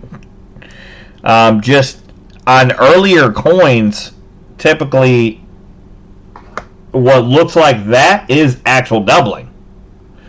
We got a 1927. On the 27, we're looking for a mint mark. Not seeing it from here. Let's see, 27. We'd be wanting to get a D. A D would be our... I mean, even the S has the lowest mintage, but the D has the highest value. So we'd be wanting a D. Let's go with a D. Come on. And we don't have it. We just have a 27 Philadelphia. No varieties on that.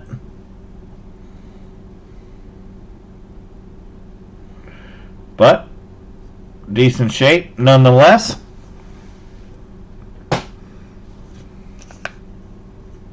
Still an F12 is a $2.50 nickel. And we still got 3 more to go for SLV Shark. And one of them is showing obverse, and that's a 35. And that 35 is in fantastic condition.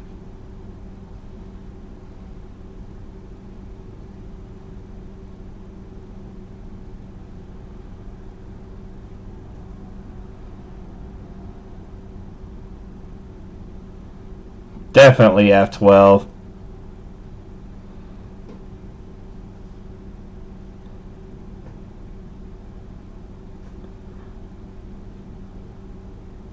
Let's see if there's a mint mark.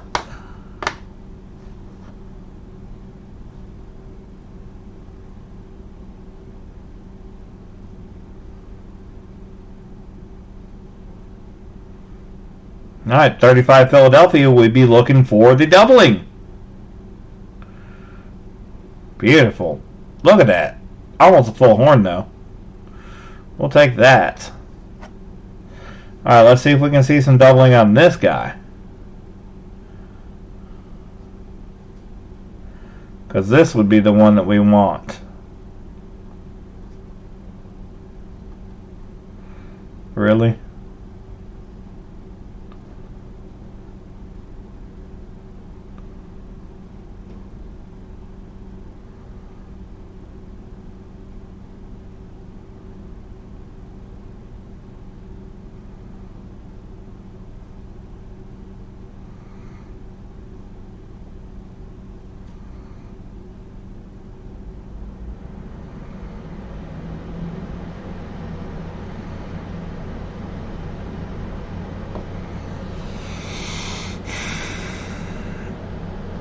I do not see it on this one, unfortunately.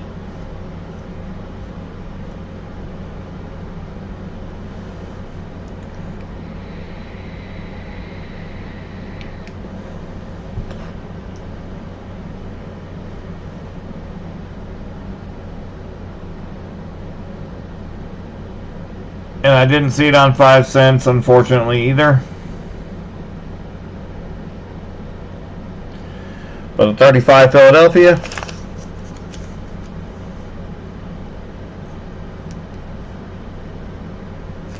Still same thing. And a VG8, which I think it's F12 at least, but I'm being conservative.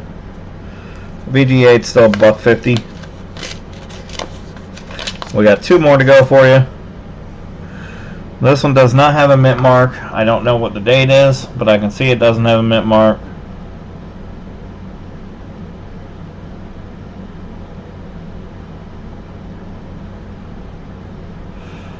Has all legs.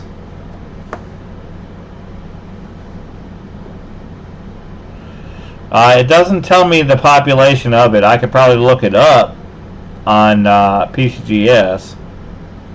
So this is a 35, so this would be a candidate for the double die. 35 double die, but it doesn't have a mint mark, so it's not there. So we'd be looking for doubling on the 5 cents. Just like we saw on that 37.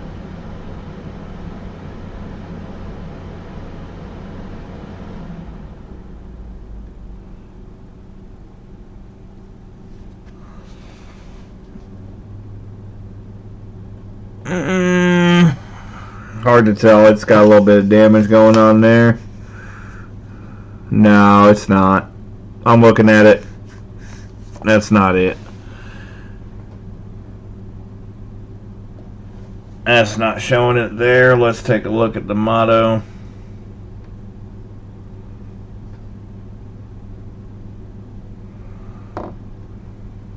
I imagine it's not going to be very high, the amount that has been found.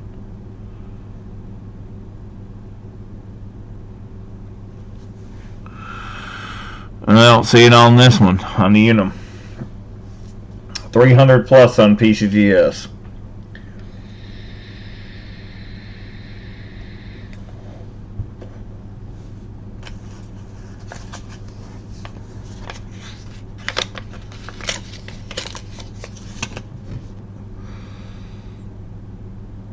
Alright, we might have to pull another one for this one. This looks like a 36, and it's, you can barely tell it's a 36.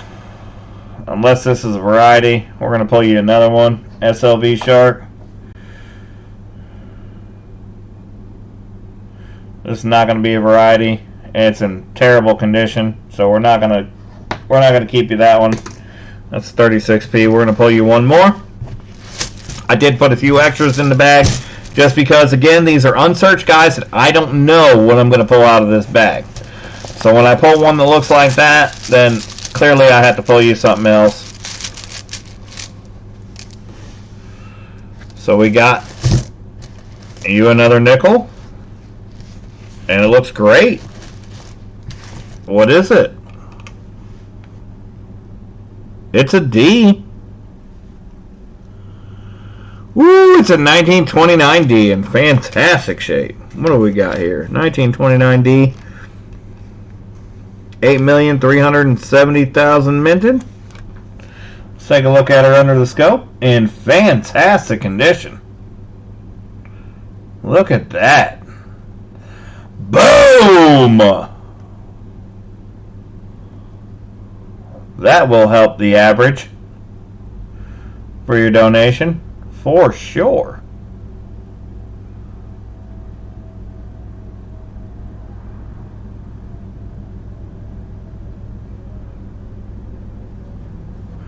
Let's see what the reverse looks like.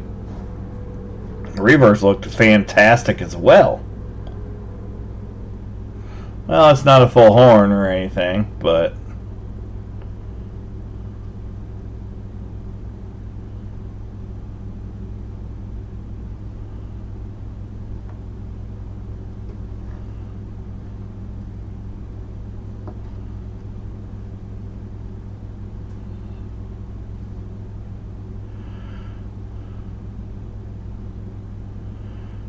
not too shabby.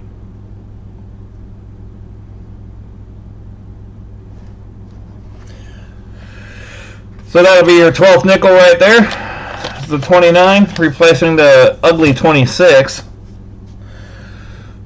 You're still going to get an entry to win the beautiful 38D.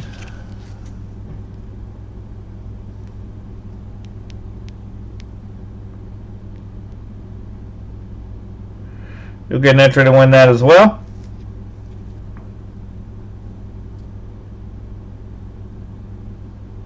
That does have almost a full horn. So good luck.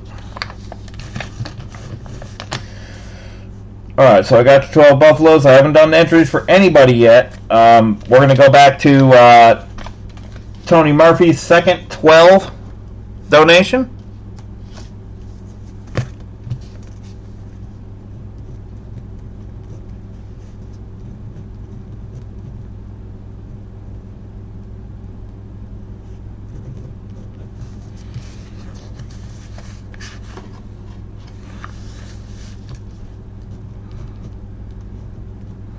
And then after that, we have Andrew, and then MTN.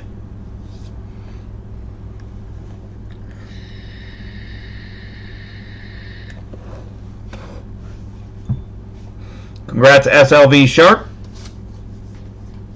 Good luck on the donator giveaway. If you get the donator giveaway, I mean, you're definitely within your $25 donation for sure. For sure, in book value, in value in Buffalo Nickels all day. All day you're there.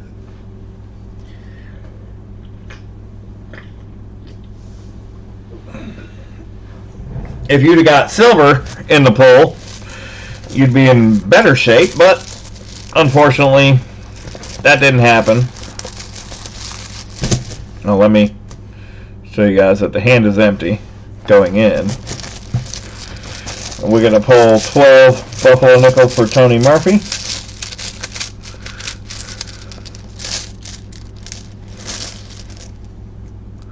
One, two. We're going to have to go down. 2, 3, 4, 5, 6, 7, 8, 9, 10, 11. Empty hand.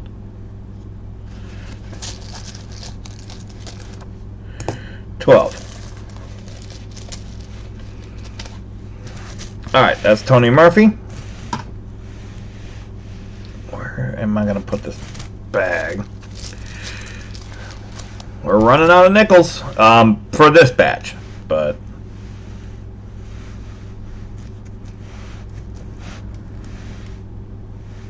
okay. So we got 1, 2, 3, 4, 5, 6, 7, 8, 9, 10, 11, 12. Got some mint marks, I've got some dates, I've got some mostly on reverse Buffaloes. So let's see what happens for Tony Murphy's second 12.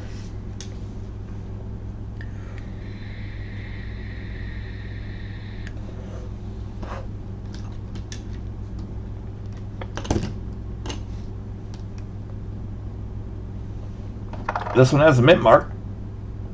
It's an S, and it's in real good shape. Look at that. Well, maybe not. It's got a little bit of a nick there, scratch here. But it doesn't have a lot of wear. What's the date?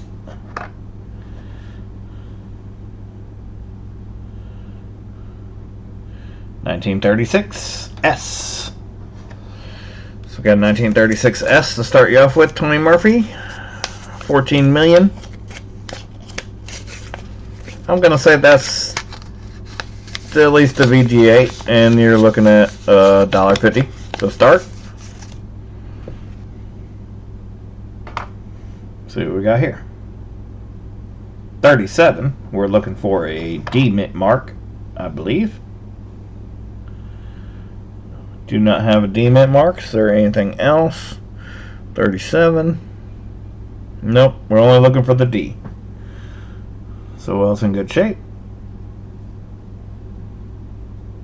It's just going to be a 37D. Come on.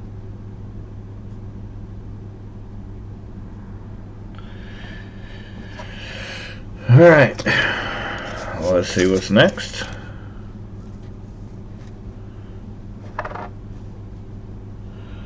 We got a Philadelphia mint mark.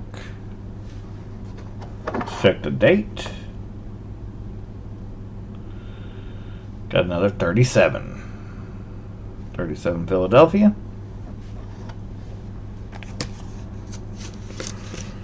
Come on, Nickels. Come on, Buffaloes. Where's the good ones at? Got a 1935.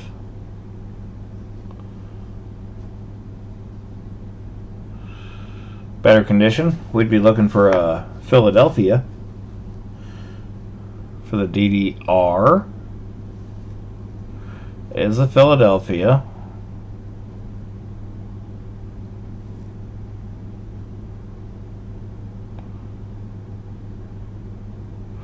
Don't see any doubling on the 5 cents.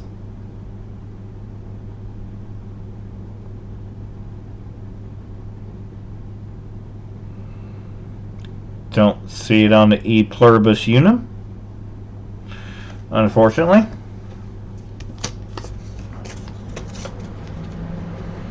So that is your first 4. And we're moving on to your 5th. What do we got here? That's another 1935.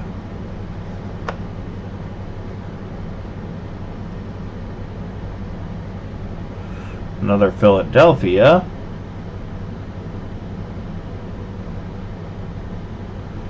It's in great shape, though.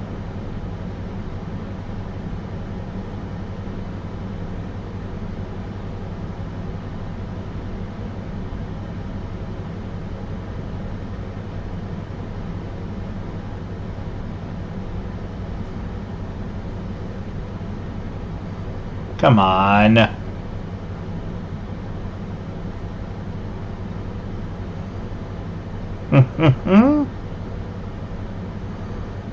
Okay. I don't see any doubling on the 5 cents.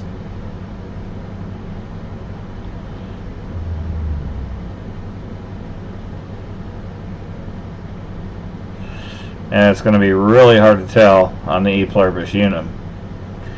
But it looks to be in great shape.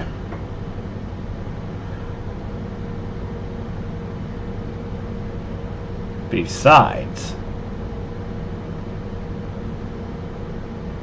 but it only takes one, guys. I mean, really, you know, the 36D 3.5 leg. I mean, they're worth money because they're rare, which means you're not going to find them every day. But if you did, I mean, one is a $400 in G4. Just one, you know. So it goes without saying that they're not going to pop up on every coin.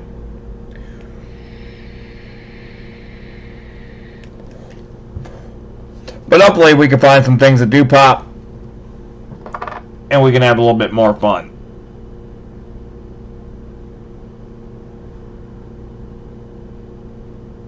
That is a 26.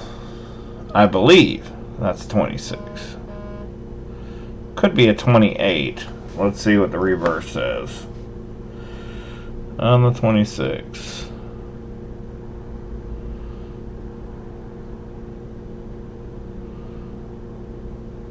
It's a D. If it's a 26D, it's a $10 Buffalo Nickel in G4. A 28D, it's only worth $1.50. Let me take a look at it with my scope and see if I can pick out the difference.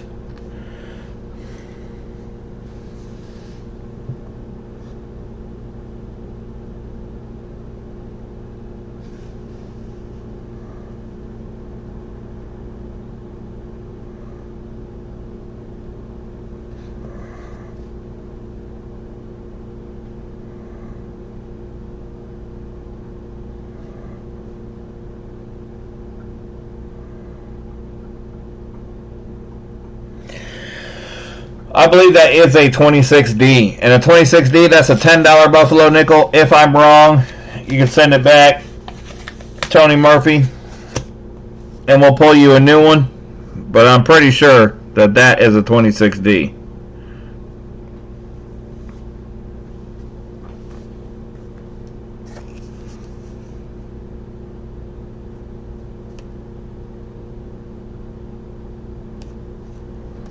In VG8, that's a $10 Buffalo. In G4, it's a $10 Buffalo. In VG8, it's an $18 Buffalo.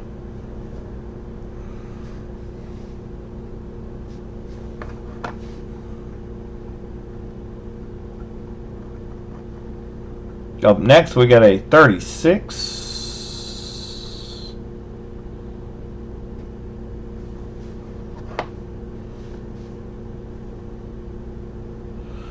Denver.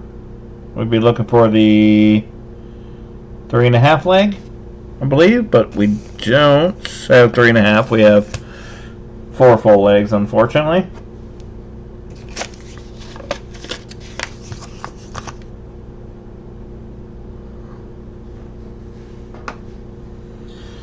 And we have 36, another 36 here. This is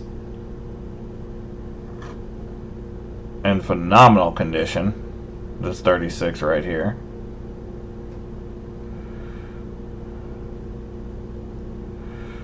You're definitely looking at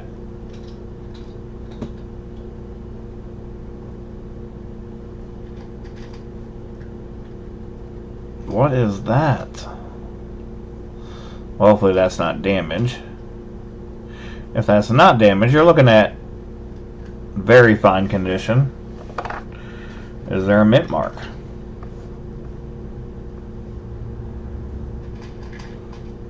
It is a 36S. So it's not going to be a 3.5 leg.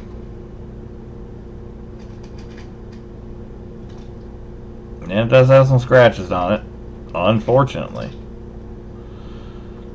Otherwise it would be easily a VF.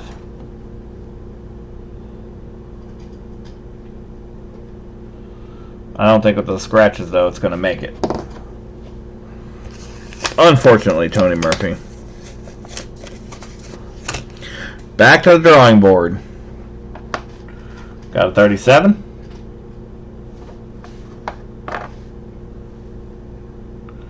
And it's a Philadelphia. A 37 Philadelphia isn't going to give us any 3 legs, unfortunately. This one is showing reverse side up.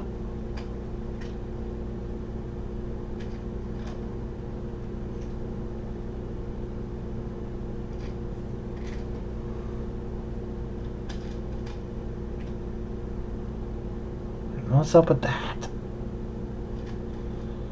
Oh, that's super weird. Let's see what the date is. 36 Philadelphia.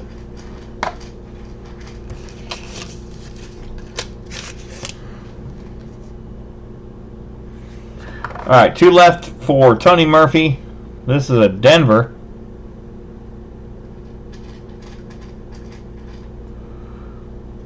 I don't see a half leg.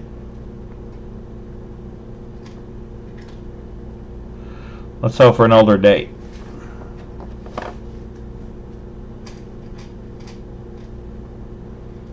Nope, that's a 1937. 1 left to go. It's a 1936.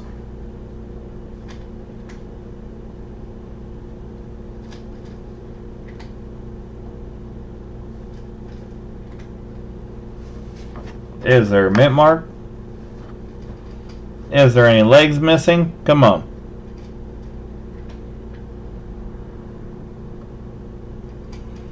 Well, that's a micro D. It's not a mint mark, but either way, it has all the legs, unfortunately. Alright, Tony Murphy, but I really believe that that is a 26D Buffalo Nickel. If that's the case, that was a pretty good win there. So congrats on that. You're still going to have an entry to win that 38D to add to the 12 and the other 12 Buffalo Nickels that you got. So up next we have Andrew's Variety Channel.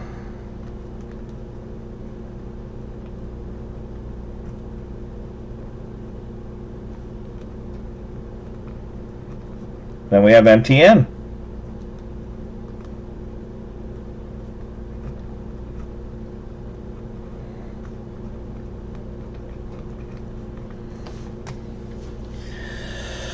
Well, let's see what we can find.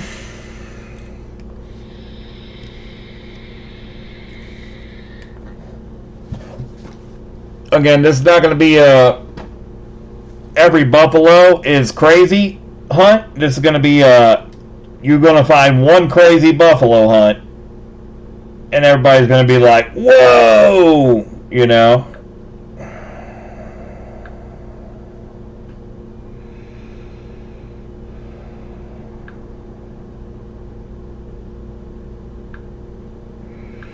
Alright, Pizza Guy, are you still here, Pizza Guy? If you are, let me know. Sorry for the delay.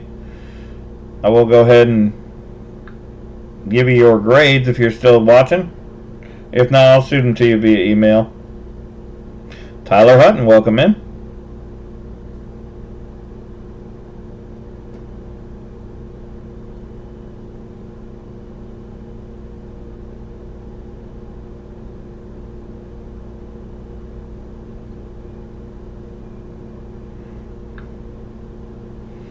$11 and $12, Pizza Guy. Let's see. Let me shoot Pizza Guy over.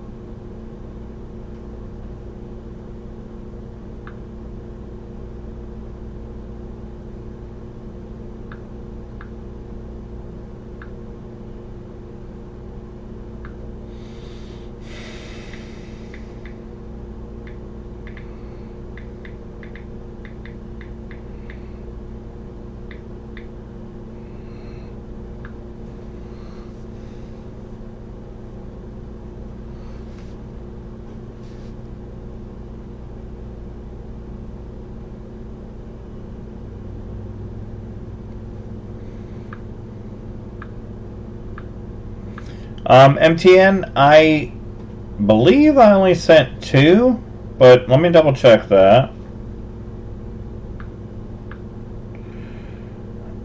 I have pictures of it. I believe I only sent 2 because out of all of them, that was the best.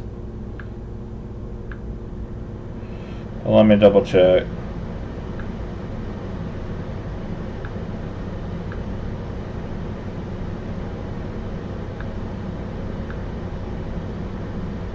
Yeah, I only sent 2 in for you.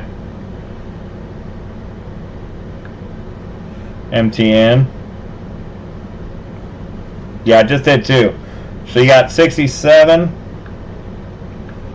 and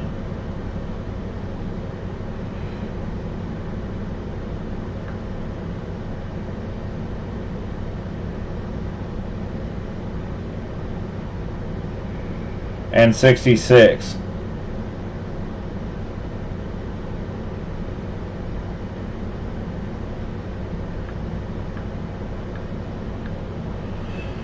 They were early fun, not first week. I wish they were first week.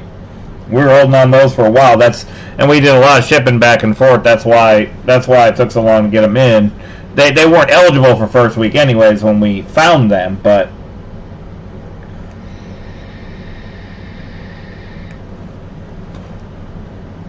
that's why the submission turned out so well, because we were able to compare them against so many. Alright, so, oh my goodness.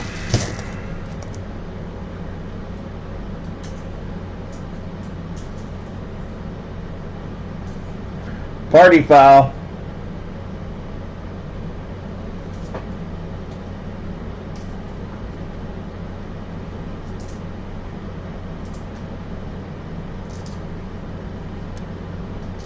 Good news.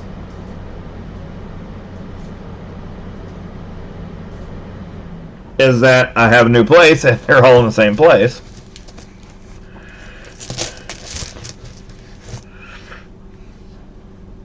Aussie Cobbler, there's two different minds about that.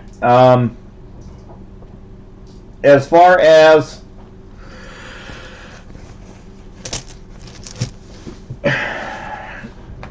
they will go up in value, I believe, over time, but we're talking about a considerable period of time.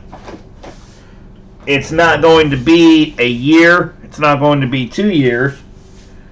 It's going to be 10 to 12 years, with the exception of the 67.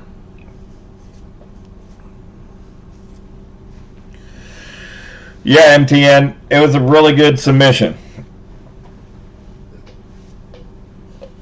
The 67s will go up in value almost immediately because registry set owners won't be able to get them because there's only so many.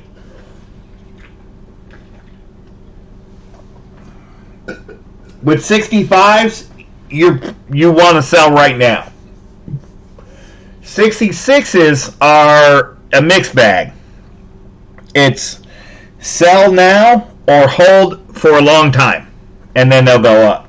That's my opinion on them. Now, that's just my opinion. I'm not a financial advisor. I can't assure you that they will go up in value. But I can see that over the course of time, that new people that want to get into a registry set and the 67s are already held, they're going to have to go for 66s, and the 66s may already be held. So I believe that after 25, 30 years, that the 66ers are going to go up extremely in value than what they are right now. Especially if they don't bring back a West Point quarter ever. If these were the only West Point quarters they're ever going to do,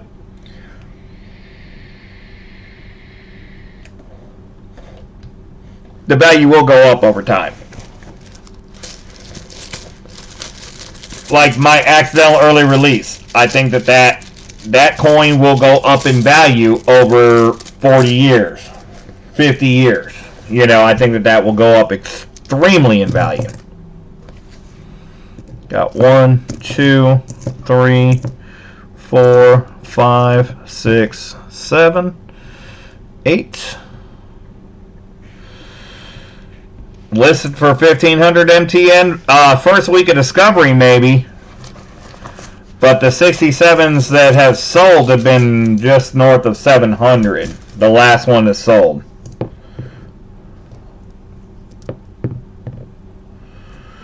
And that makes 12 right there.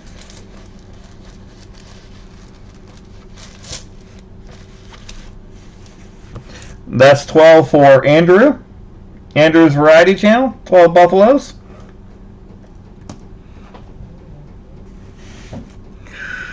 Let's see what we got. Looks like a lot of the same. A lot of 37s, 36s. This is a D.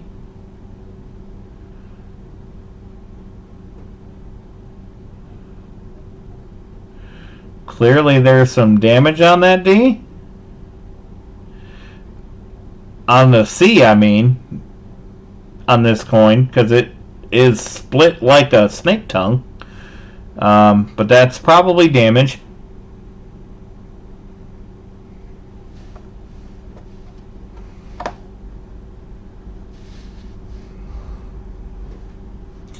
You'll have to send me photos of that MTN, because I looked at it myself, and look at the option, look at the PCGS population report, and you'll see that, yeah, early finds in '67 of other coins maybe have sold for $1,500, but not the Kansas tallgrass, because there's a '68 tallgrass. And this looks like it has some doubling going on the 37, but yeah, multiple of other designs. But looking at the PCGS, and look, dang, that whole thing is, yeah, the whole bust of this nickel, look at that. The whole thing is doubled all the way down. I'll take a look. So that's 37D. It's definitely got some extreme machine doubling going on. Let's get you an envelope. Andrew's Variety Channel.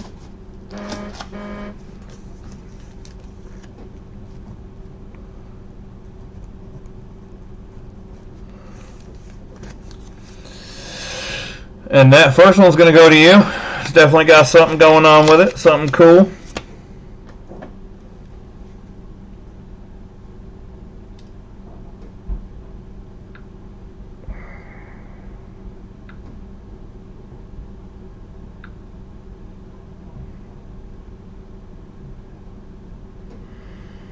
Yeah, $14.95 or best offer.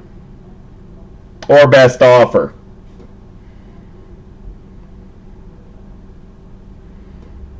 There's no bids on those, so they took a best offer on those. And one's got a fancy label. The other one does not. I mean, you never know, but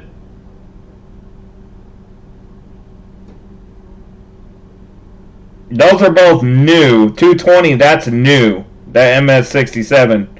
That 220 is a new one that was not listed before. So the 215 was not listed before either. So that just showed up. But the 735.35 bids, that was the previous highest recorded price. And then the 2.6, again, or best offer, it sold, but we don't know what the best offer was. But I have somebody who knows the guys have registry sets, and they offered me $400 a coin for them, for all three of them. I clearly declined that because they're not even mine. Only one of them is mine, but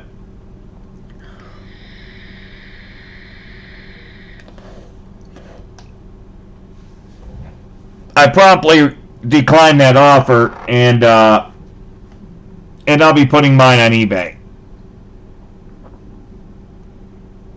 But I won't be offering it for $1,500 or best offer. I don't think. I think I'll run an auction on it. See what happens.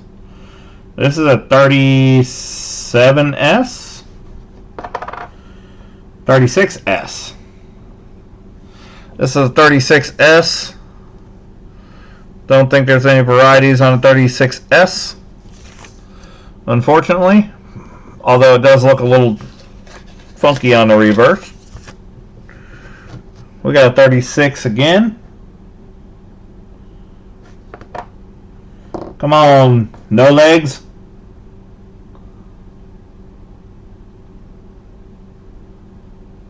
I don't even know if that's a mint mark. Probably not. But it has all 4 legs, unfortunately. We're going to have to find something in this nickel bag. 37. The 1918 was great, but 37S.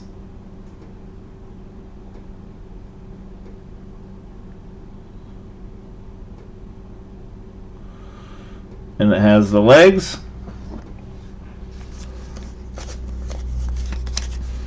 $37S.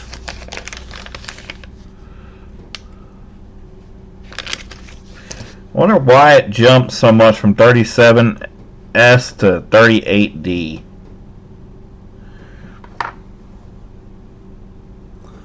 Got a D mint mark. AG Chopsticks, welcome in. Got a 1935. There's something going on with that 35. I do not know. But that is odd. And you can see a little bit of doubling going on that 9. And the 5. It could be machine doubling, but I don't know what's up with that 3. That's a 35S in good condition. Really good condition. 35S. Still, they don't hold a lot of value in VF20. It's a $2.50 nickel, but it's got some great detail, and it's definitely got something going on with it.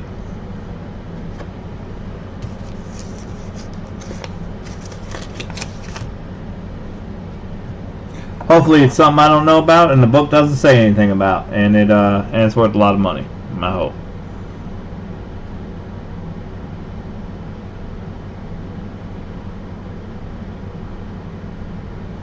No mint mark on this. Got a little something showing on that C, and a little something showing on the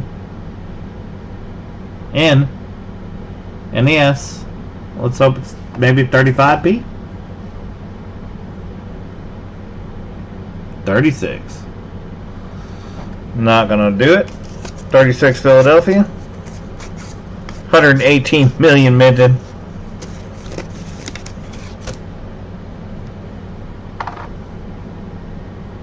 This has a Denver mint mark.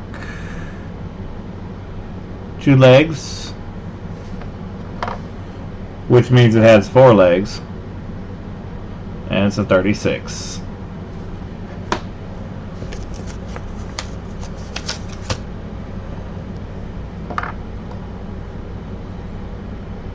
Got another 36. And this one's an S.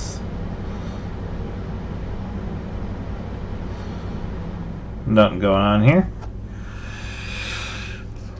I have not found a Type 1 tonight. I did have a Type 2 as a donator giveaway for the last live stream for this hunt.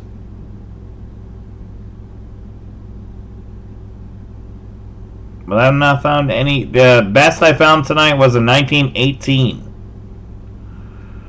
1918 Denver, I believe. Let me see, what was it?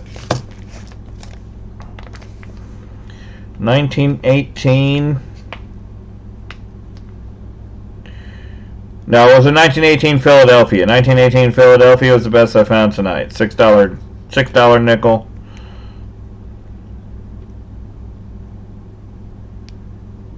Yeah, 1918D.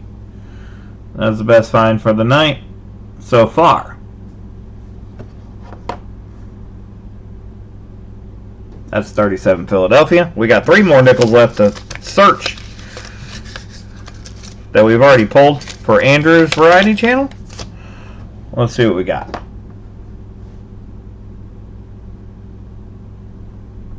We've got a Denver mint mark. We've got legs.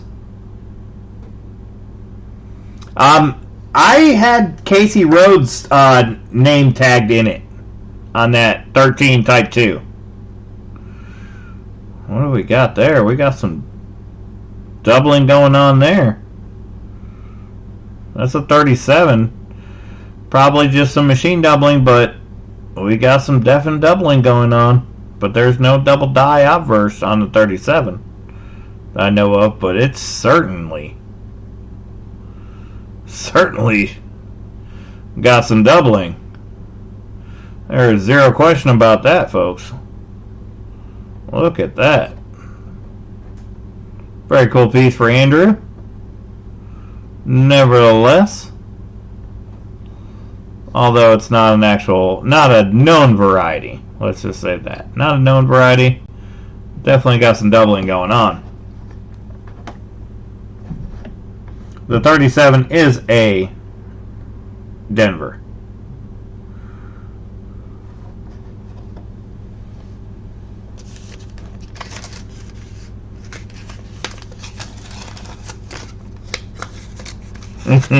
Right, AG Chopsticks?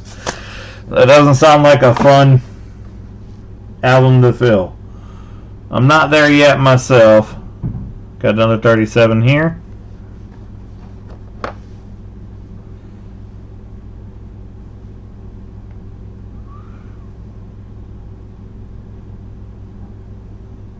And it's a Philadelphia 37. And once again, as you guys can see, there's plenty of doubling going on this 37 Philadelphia. But it must be die deterioration doubling or whatever. Machine doubling. But it's definitely showing some, so at least we know we can detect the doubling with the scope, whether or not it's true doubling or not. Alright, one more coin for Andrew. Let's hope it's a good one. It is a 1938. So we'd be looking for just a D over S. That would be what we'd be looking for. Is there a mint mark? There is a D.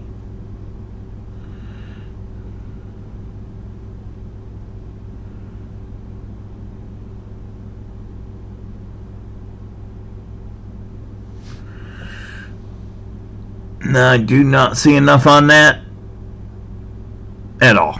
I don't think that's a D over S or an S over D, blah, blah, blah. It's not an S, it's a D. So it's not D over S, so that's not going to be the case.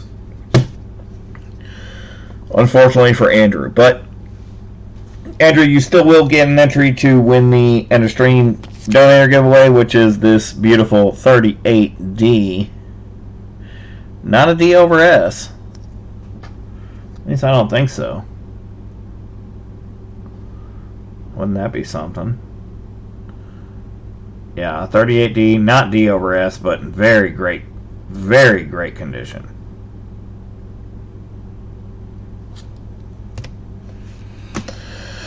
Alright, last but not least, we have MTN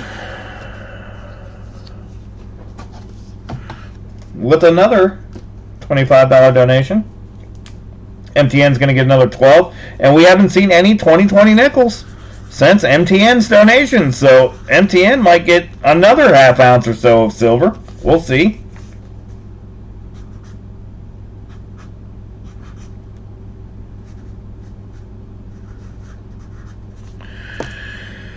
We'll give you a shot. We'll see what happens. Slither Ninja. Slither Ninja, I haven't done a comment, but it would be the last live stream for the End of Stream free giveaway. So you're going to go to the Sunday night live auction. That'd be the stream that you're going to want to comment on. Whenever I don't have a preview video, which would be on a stream like this, where we're doing a coin roll hunt or a bag break, you're going to want to comment on the last live stream, which would be the Sunday night auction. The Silver Sunday auction, to be specific.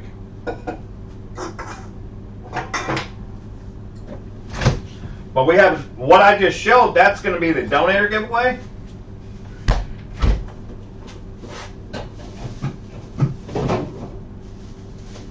Then we also have a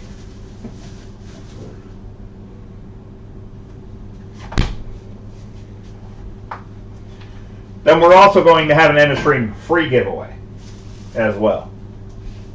In just a moment, guys. I'll be right there.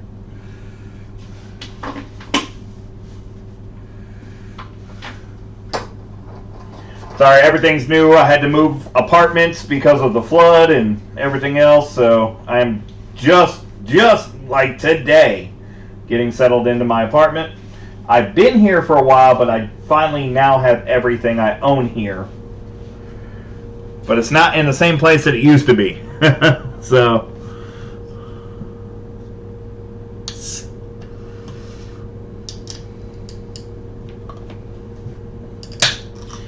yeah, so there will be an EOS and there will be a donator. Both end of stream, but one will be free, one will be donator. And even if you donated, you're still eligible to win the free one, etc., etc. All right.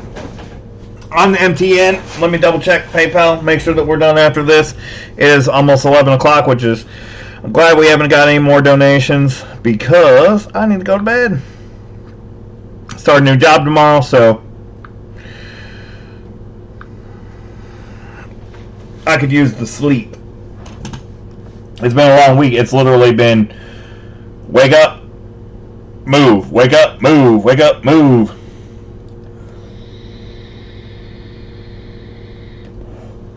Oh, MTN won 2 more spots. Is that correct, MTN? Because I got you in again. So you want 2 more spots to finish it off?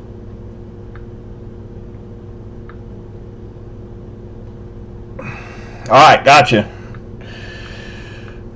We're going to write you in at number 9.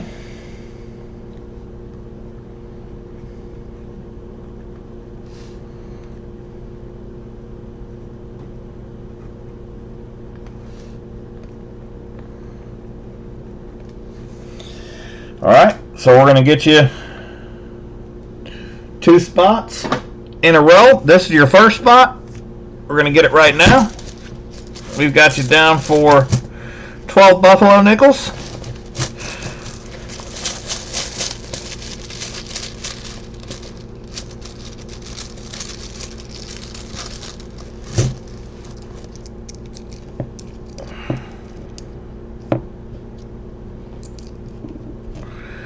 So we got 4 there.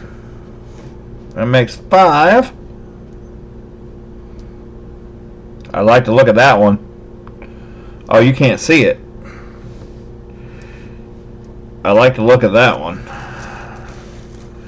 It's a 37, but it has a different look to it, and I'll tell you what I think about it here in a second. That's 1, 2, 3, 4, 5, 6, 7. We have a 2020 nickel, which is going to get you another 1/4 ounce silver.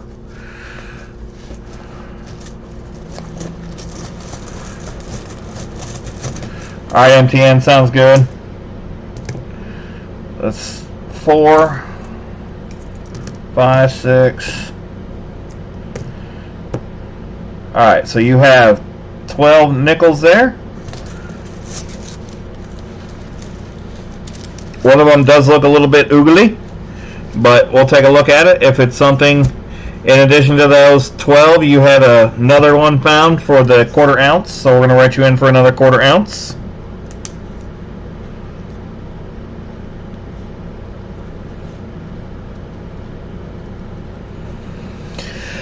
Alright, this one has like a proof look to it. It has more of a dished rim, which is why I said that I like the way it looked. It's a 37, and if it has a mint mark, it's not going to be a proof. Couldn't possibly be a proof, but it is in very good condition, as you can see right here.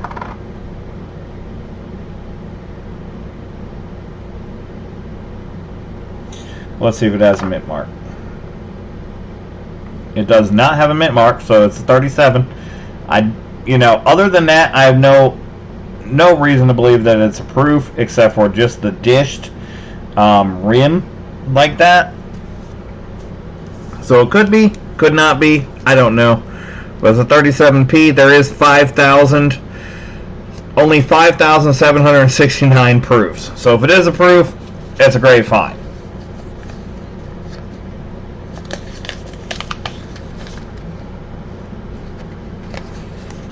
So that's the first of your 12. This one here looks a little difficult to see the date, but I think it's a 20. It is. It's a 1920. It's a 1920 Buffalo Nickel MTN of all. So we're going to have to flip pages on this book to find that, because it only goes back 23. We're going to go back to 1920 and 1920. If it is a D, you are in business. D's run $9 in G4. Let's hope it's a D. That's what we'll be looking for, is a D. Come on, mint mark. There is not a mint mark. Even though there's not a mint mark still in 1920, there was 63 million minted. So in VG8, it's still only a $2.50. So even though it's a 20, does not have a high value, unfortunately. But a date we haven't seen yet. That's the first 1920 that we've come across so far. Let's see what we got here. This is showing on the reverse, and it's showing no mint mark. Something going on the rim around that F. It's weird. Maybe 35. Nope, another 37. Nothing doing.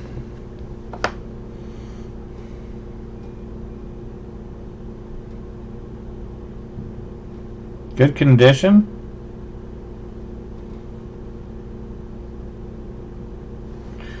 No mint mark. That's a 36.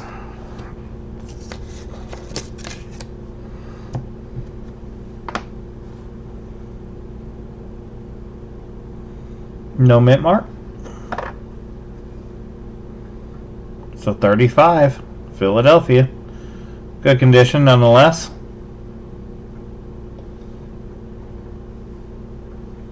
Definitely F12.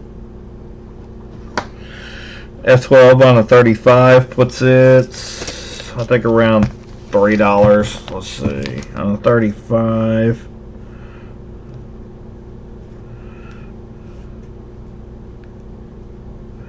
F12 puts it at 175, but we have to search it again because it was a 35.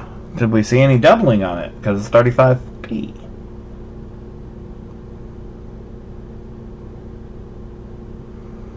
Really don't see it there.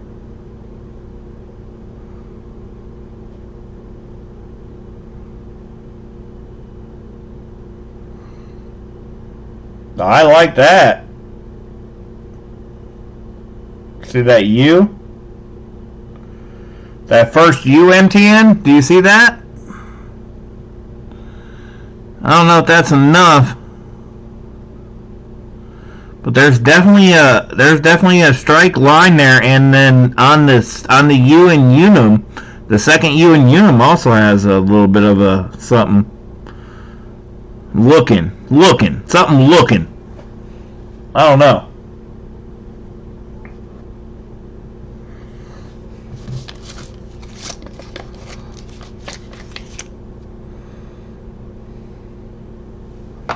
But crazy. I think we already searched this one, but we're going to search it again. It's 36. I think this is a 36 Philadelphia. Yeah, I just dumped it out into my hand. Hidden Numismatist, I am working on a Washington Silver Quarter album. In fact, I have completed the album, but I am working on the non-silver coins, and I'm also looking to upgrade it. Next coin album that I'm starting, or I've already started but I haven't completed, is the Lincoln cent album.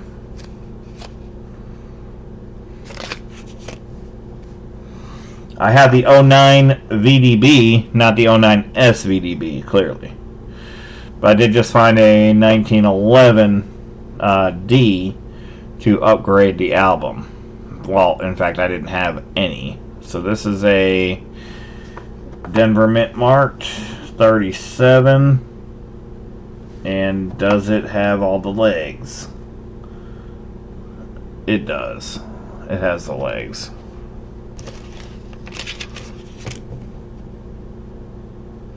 What we got here? We have a 1929. Do we have a mint mark? That appears to be an S. 29S is the lowest mintage, but even in F12 you're only looking at a $2 nickel, unfortunately.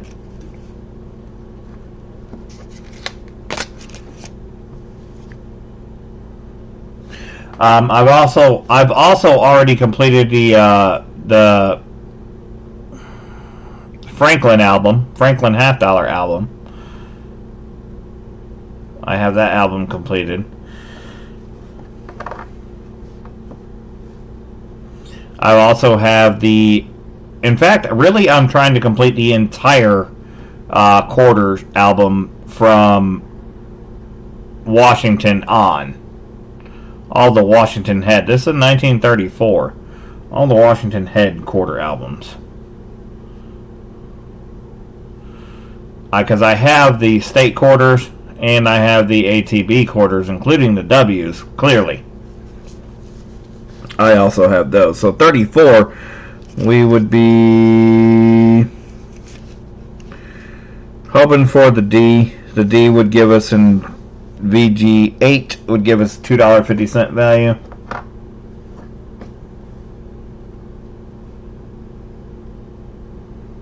But it's a Philadelphia. I think I showed that first.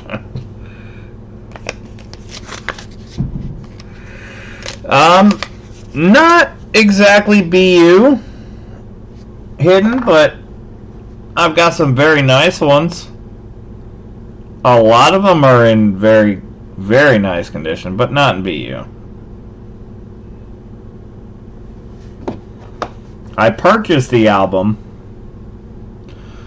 for less than what you could purchase culls for today.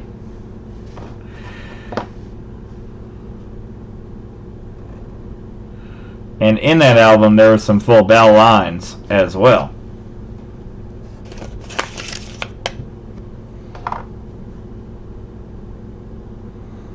So I had two FBLs, not graded FBLs, but what I believe to be FBLs in the album itself. This is 36D, and it has all the legs, unfortunately. And then we have the ugly one. That's the last from this 12 MTN. It is a Denver. Does have legs. What is the date? That's a 37. We're going to replace that one for you. MTN. That's why I put a few extras in here, because I knew, being unsearched, that we were going to come across a few coins like that we really had no way of knowing, because they're unsearched. So this one has a mint mark. It looks older. It's a D.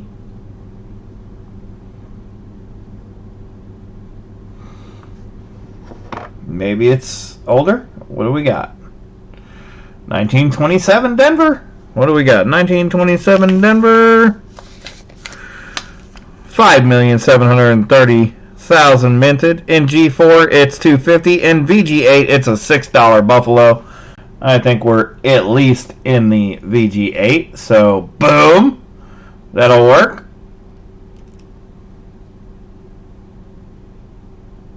That'll cap off the first of the last two donations for MTN. Sorry about that. So we got to pull 12 more for MTN, And then MTN will get 2 more entries into the donator giveaway for the 38D in AU condition.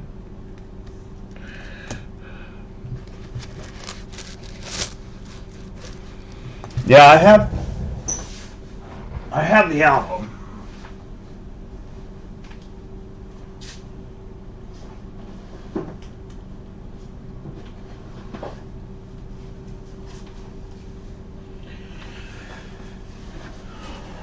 It's not in terrible shape. Most of the coins are in great shape.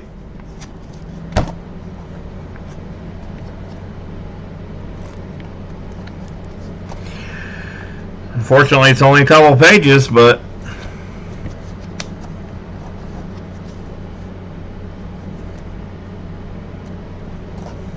they're pretty nice.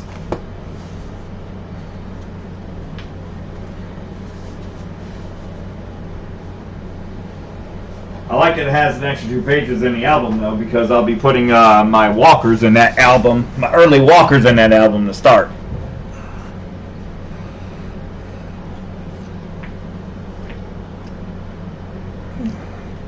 As you see, I already had a walker in that album to give it a start. So, all right, this needs to go into the discard bin, which I just did. I already wrote it on the outside of that package for MTN that you got another 1/4 ounce of silver there. So that's going to you, MTN. We're going to pull you 12 more.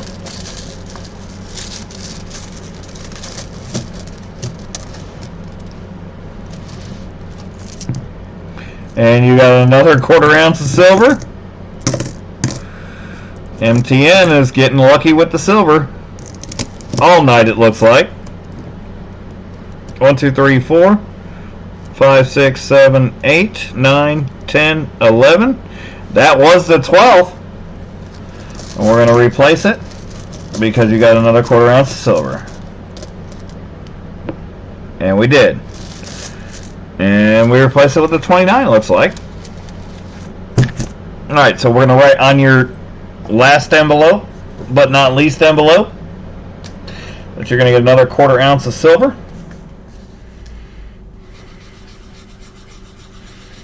So now you're up to 1.5 ounces of silver total.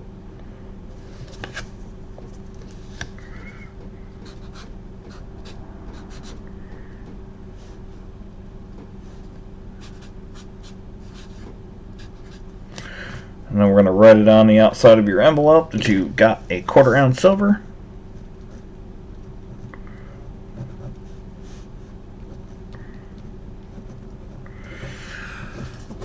So not bad.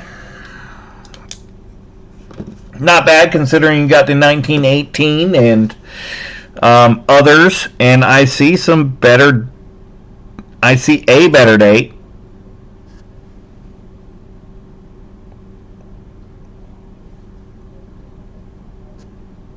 I see some mint marks and some better conditions. Let's just see what happens.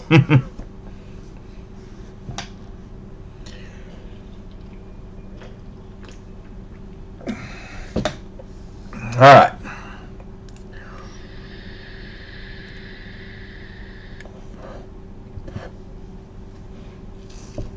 So this is going to go to the discard bin.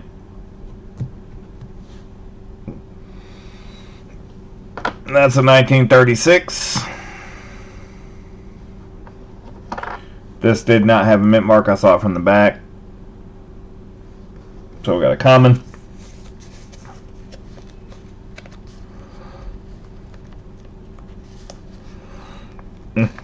Come on.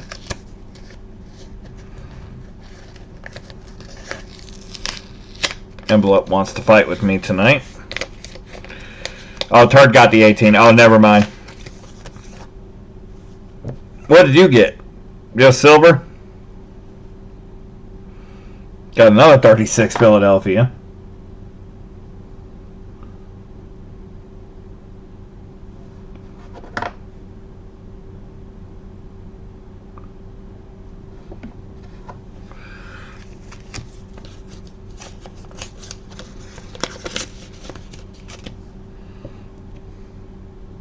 thought we found something different for you. Got a 5 cents, and it's a D. And it's got the 4 legs. And it's 37. We got a lot of 37 and 38 Ds. I know that. Got 1929. That's a different date. We got 29. And 29, we are wanting the D. Because the D has better, even though the S is lower mintage. And it's neither. It is the 29 Philadelphia.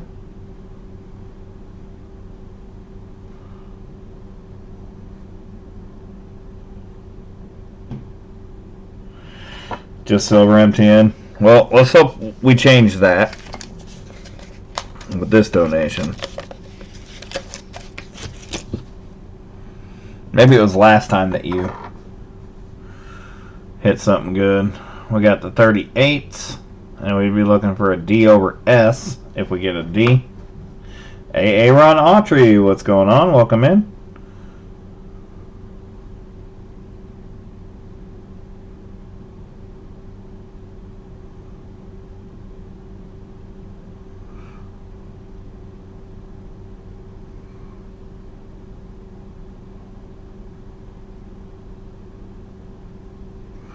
Okay, so 38 S over D. D over S?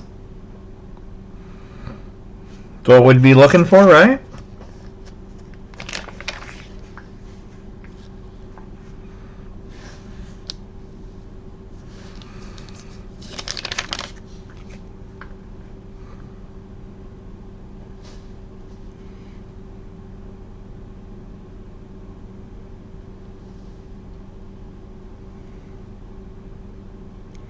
Could just be some gunk.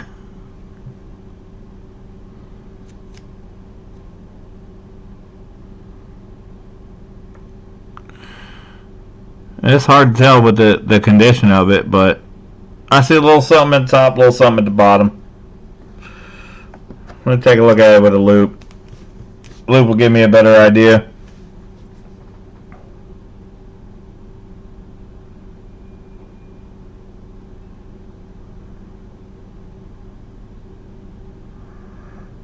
There's definitely something happened above that D.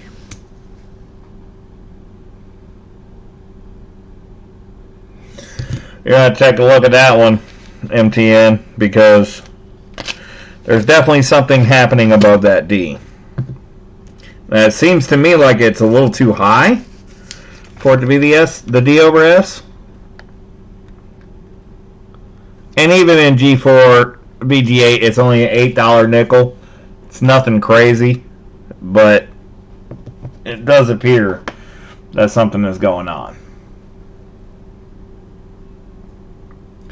That is a 1920. We need a mint mark on this 1920, I think. What mint mark are we looking for on the 20? Okay, on the 20, we need a D. We need a D mint mark on that 20. On that 20, that's going to put it at a G4 at a $9 nickel. Come on, baby. Let's get something for MTN. Let's get us a D mint mark. Come on.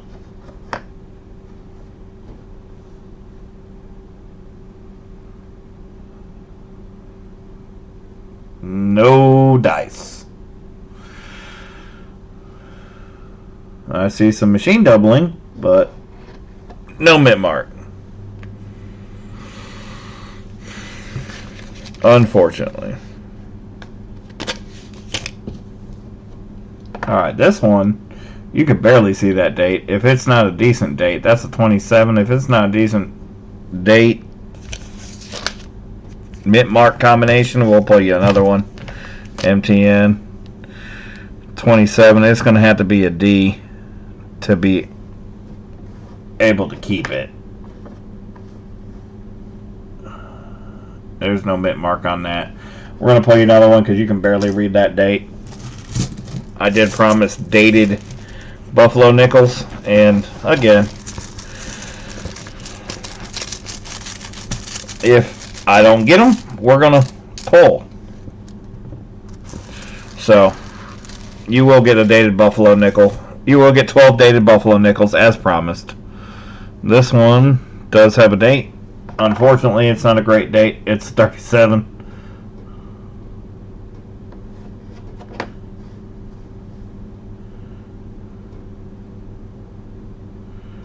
And does not have a mint mark. But it does have a date, as promised. So we did try. Now we got a 36. Is there a mint mark? There is a D. But it has the legs. It is not a 3.5 leg. The 36. We got another D mint mark. Nope, that's an S mint mark. It looked like a D mint mark from where I was standing. Is it an older date? Come on, older date. Oh, it might be. 35 S. What do we got for a 35 S? Nope, 10 million minted. Nothing doing. F12 is a $2 nickel. Unfortunately.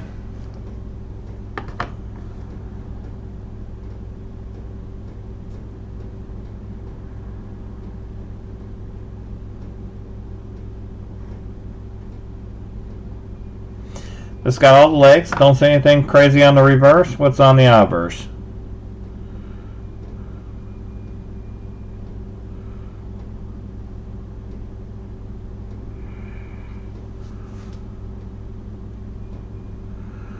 Is that a 1932? I'm pretty sure that's a 1932. Could it be a 1932? There is no 1932. So it can't be a 1932.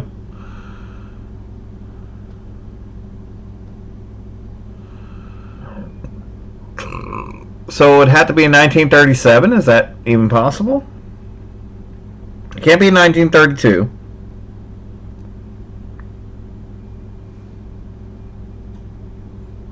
If that's a 1937, then that's not going to be... We're going to pull you another one.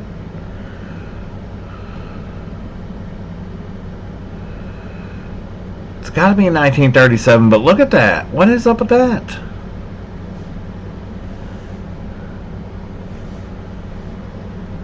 What else could that be? It has to be a 37, right?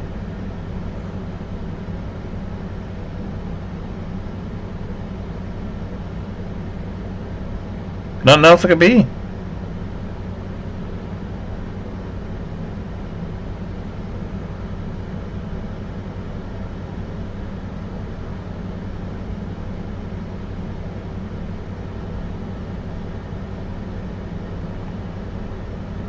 Has to be a 1937. It looks like 2 to me. I mean, there's nothing about that looks like a 7, in my opinion. But again, it's just my opinion. Nothing about that looks like a 7.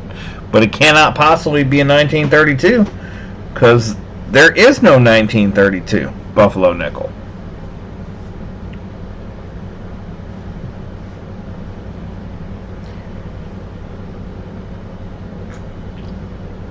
So, we'll pull you another one, MTN.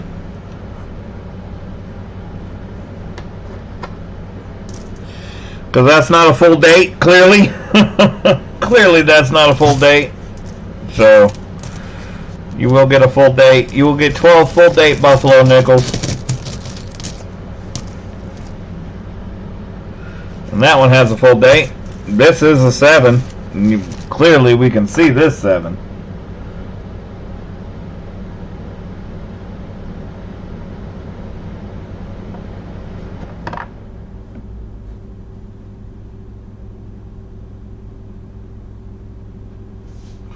$37 Philadelphia. It has both legs.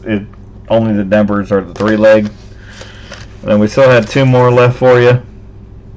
And there's a 37 and a 36, unfortunately. But maybe there's no legs on one. You never know. Again, they're rare. That's why they're valuable. So 37D. but it clearly has both legs. And we have 36.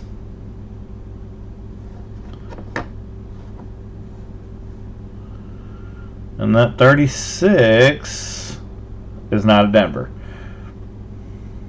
but it has all the legs.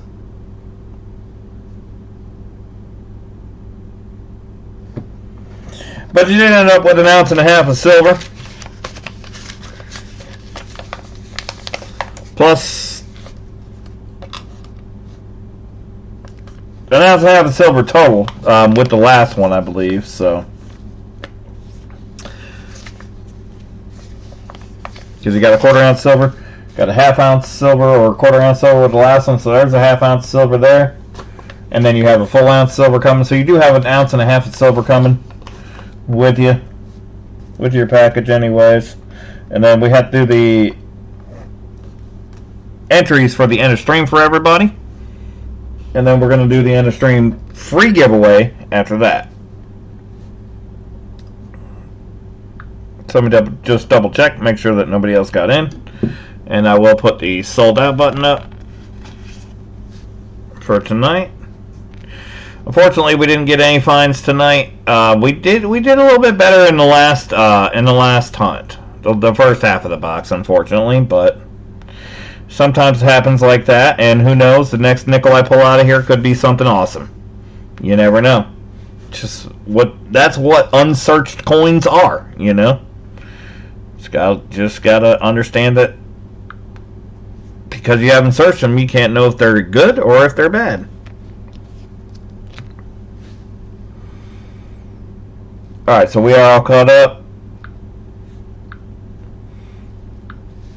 The donator giveaways, we're going to do by hand.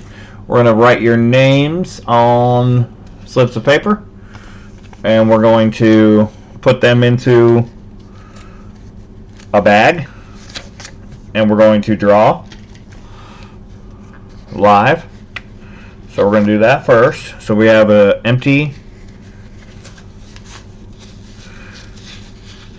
big tea bag.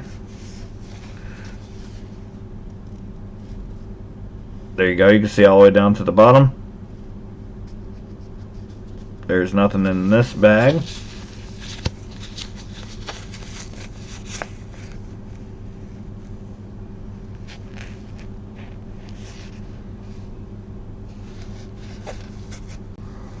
What is that? It's not an entry. Nope. It is not an entry. That is a tag, I think. Yep, that is the tag. Not an entry.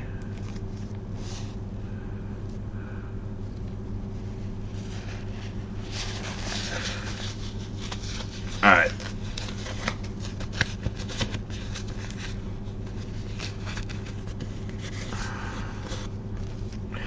So we're going to add the entries. Let me get my scissors. There we go. Alright, so we're going to add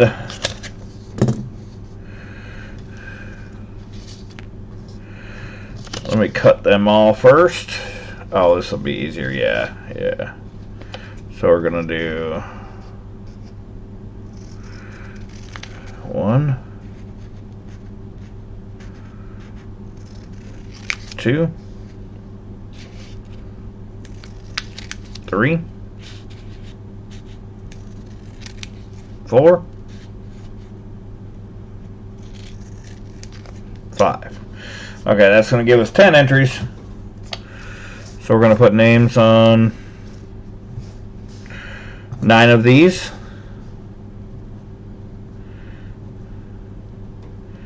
MTN.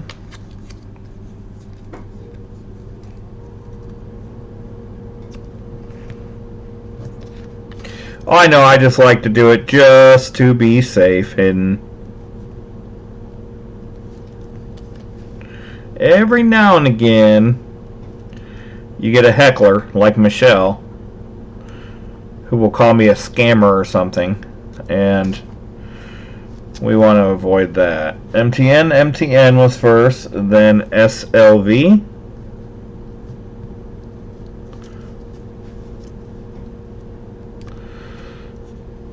Yeah, when I say Michelle, I mean Mimi, my own daughter, who will call me a scammer.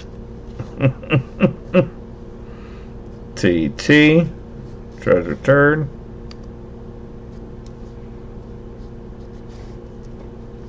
Then we got Tony Murphy, so we're going to put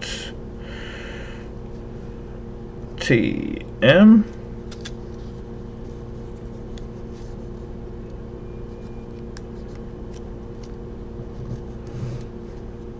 And TM.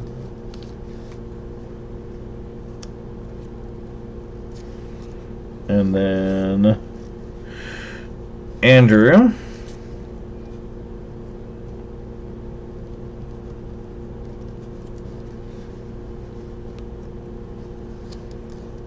And then MTN and MTN.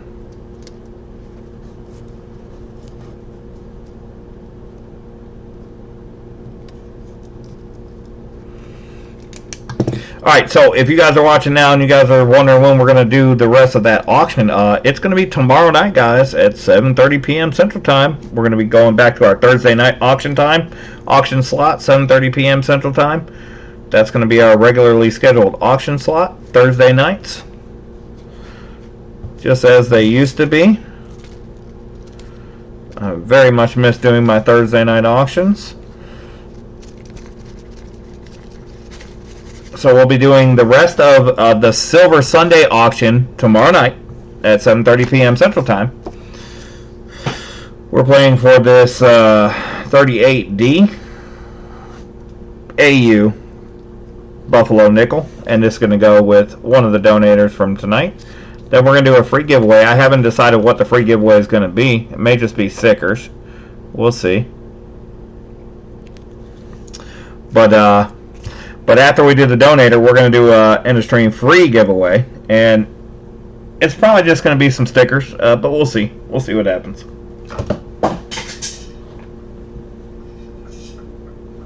Maybe we'll throw a fun clad item in there. Actually, I have an item here.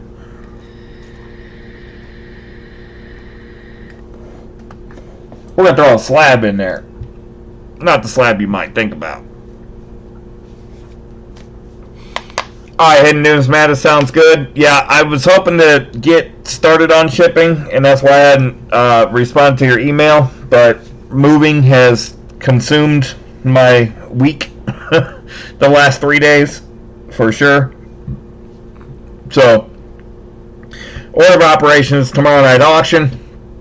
I work tomorrow day, tomorrow night auction. I work Friday, Saturday. Sunday, I'll be starting on shipping. Monday shipping, Tuesday shipping, Wednesday, March members only live stream. And then Thursday, either coin roll hunt. I think we'll be doing a $50 coin roll hunt. If not, we'll be doing another auction next Thursday. So Thursday is going to be my stream night moving forward. I'm moving back to that for sure.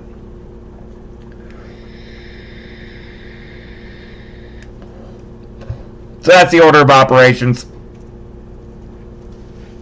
Good luck to the donators. My hands are empty. I'm going to pull 1 and 1 slip only out of this bag. We're going to shake it up. Mix it around.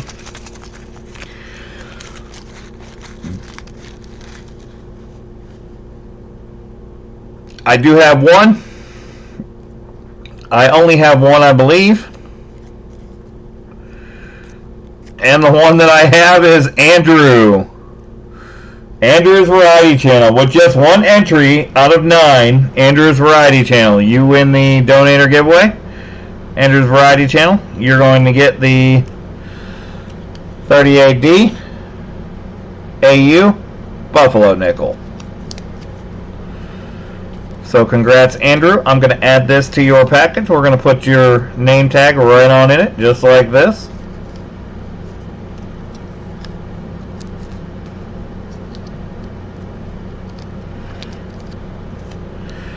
And then we're going to dump this out, and we're going to show you guys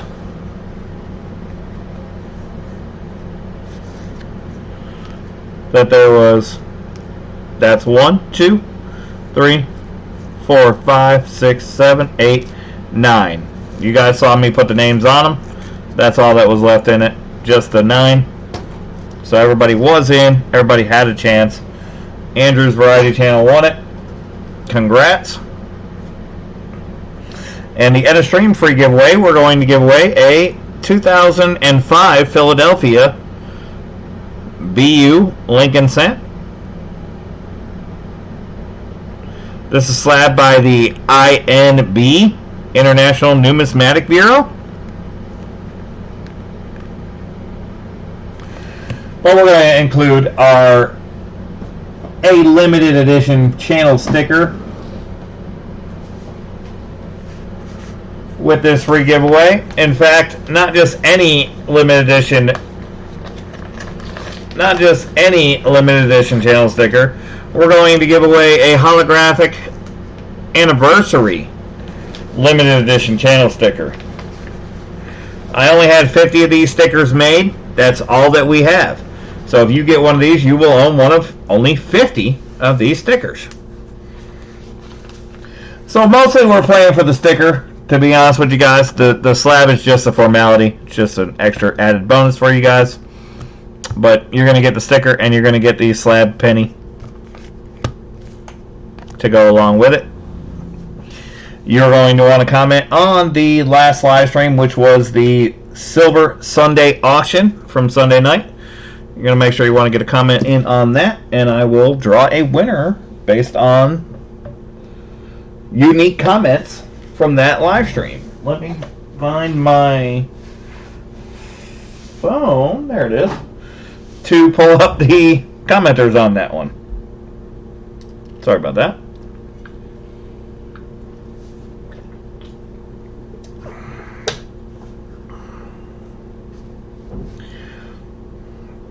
And then I need to get to bed because starting a new job, it's always hard to sleep the night before starting a new job or doing a new thing. Thanks, Hidden Numismatist. I do try my best. Actually, as a matter of fact, I just ordered today a very new thing. I have keychains coming, and instead of 50, there's only 10 of those. And those are going to be coming, and those will be used as limited edition giveaways also. So you definitely want to stay tuned for the giveaways coming in the near future for the limited edition keychains. It'll be my original channel sticker design, not holographic, but round on a keychain. Very cool.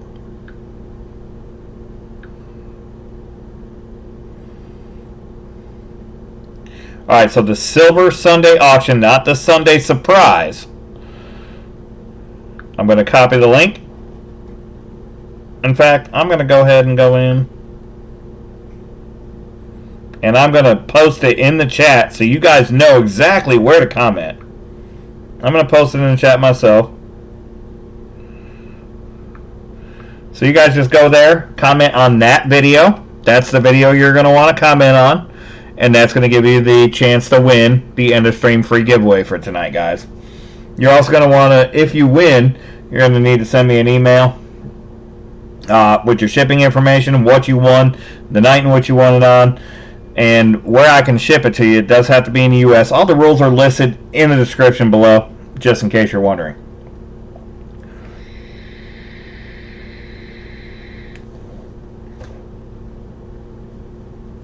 And I will let it be known that sometimes it takes a minute for me to get my free giveaways shipped out.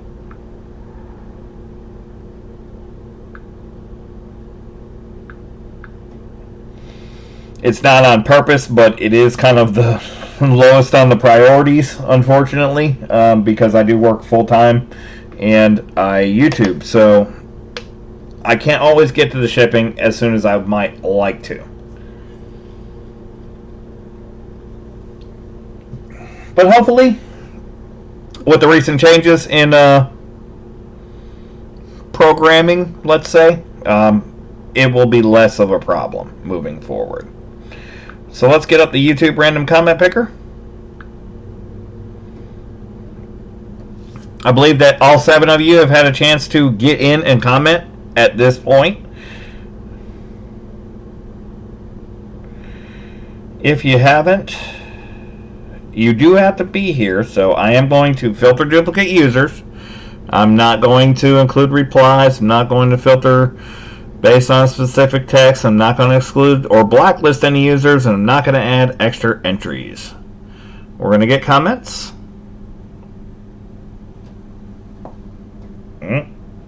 Maybe I did not paste. Let's try that. There we go. Okay, so we have 33 commenters. It looks like. Let me go to my video myself and let's see if there's 33 commenters on it. I can't imagine that there would be, but who knows?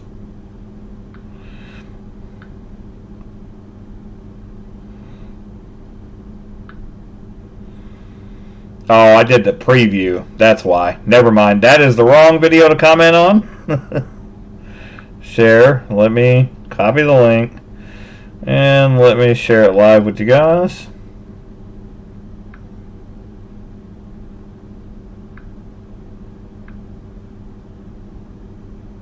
Okay. That is the video that you want to comment on.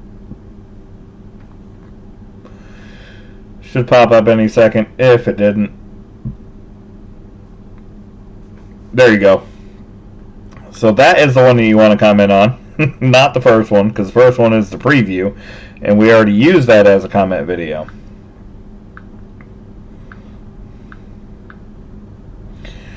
So let me pull back up the comment picker and let me replace that, and I'll give you guys a little bit more time to go over there and get into that one. 38 seemed a little bit high. And yeah, exactly. Now, as of right now, there's only 3 commenters on that video. The buffalo hunt went well, Native Warrior.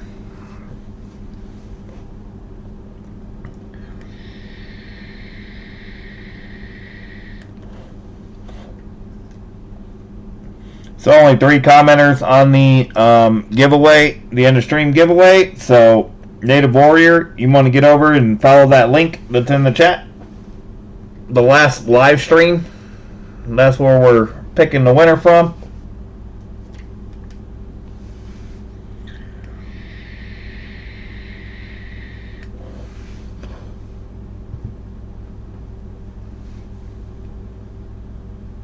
We're going to refresh comments. We're still only at 3, so looks like only 3 people. There's only 7 people watching, so maybe not everybody wants to get in. We'll give it a few more minutes.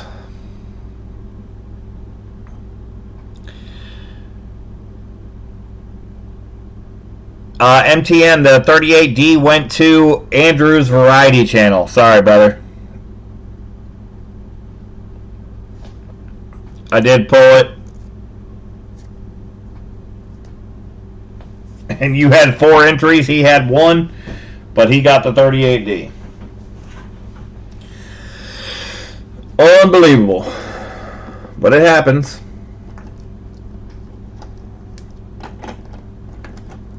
That's what happens when you do it random.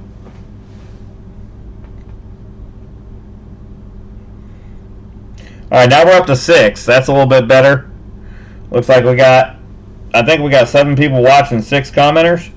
Let me double check that. Let me go back.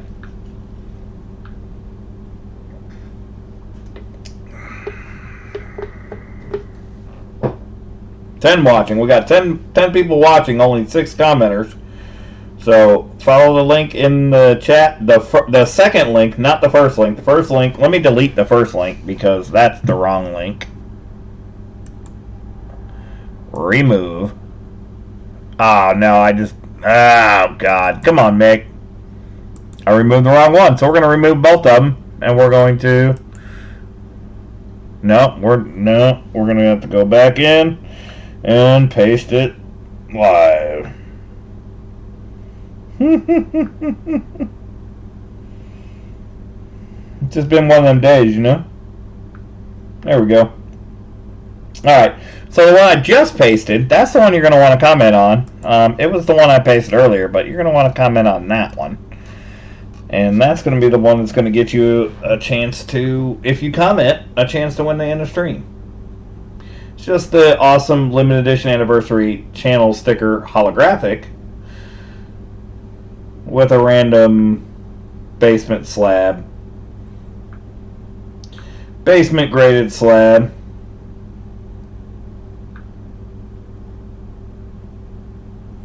We're still at 6, it looks like. We're going to refresh the comment picker one more time. I'm going to be right back. I'm going to go use the restroom, and then we'll come back and we'll draw the winner. Just give you guys a little bit more time. I want everybody to have a chance to win. And that is the correct link that is currently in the chat.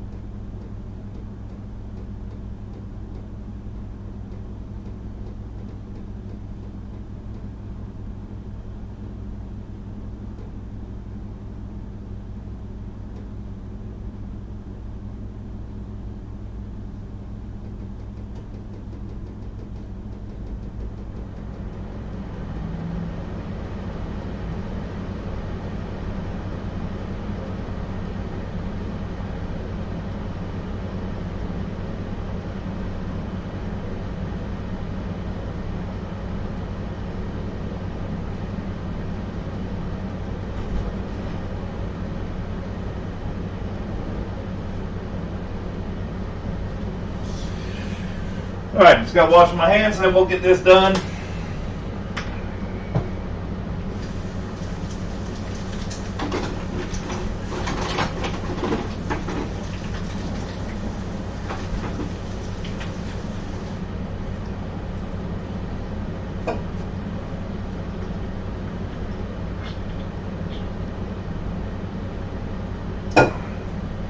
Alright.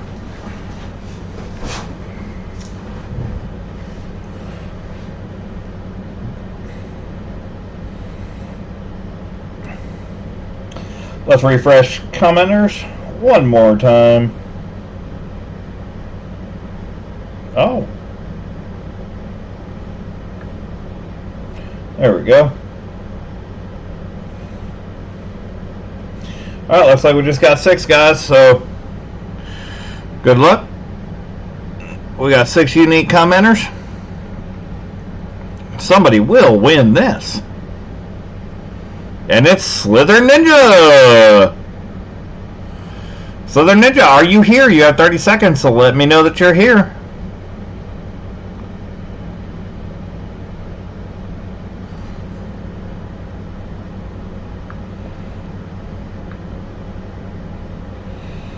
Gonna pull up the clock. Give you a 30-second timer. If I need to. And Slither Ninja is here. So sweet. Alright, Slither Ninja, shoot me an email. It's my email is micjames81@gmail.com. I'll type that in the chat for you. It's also in the About section of my channel. So, but I'm going to do it right here anyways.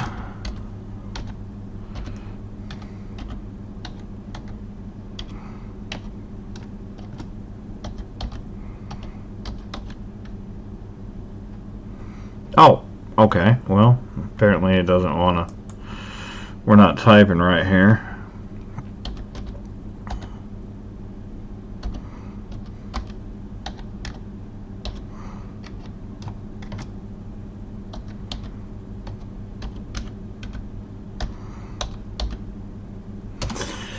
Just shoot me an email there.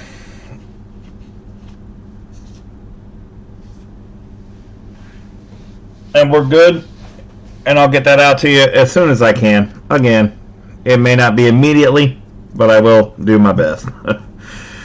The free giveaway is kind of our, there are other things prioritized above that, but I will get it to you eventually. Hopefully sooner rather than later. But anyways, that's all I got tonight, guys. We're gonna do an auction tomorrow night. It's going to be the Silver Sunday auction part 2. So if you watch the preview from the Silver Sunday auction The silver. If you watch the Silver Sunday auction preview video, all of the items that you saw there that didn't sell will be available. There is a 2020W Proof 70 Deep Cam Silver Eagle. There's the PCDS PR70 Mayflower Anniversary. There's a Canadian Special Proof 68. There's the Kennedy 1998 S Matte Proof Kennedy $50 in a set is available. A lot of crazy stuff. A lot of crazy stuff going on for tomorrow night. Very, very nice items available for the auction. So we have a VF Seated Liberty $50. We have a Micro O Morgan dollar. We have a MS64 Morgan silver dollar. A lot of really great stuff. So we'll see you guys tomorrow night, 7:30 p.m. Central Time. Until then, Mickey Rouse Banks is signing off. Happy hunting, folks.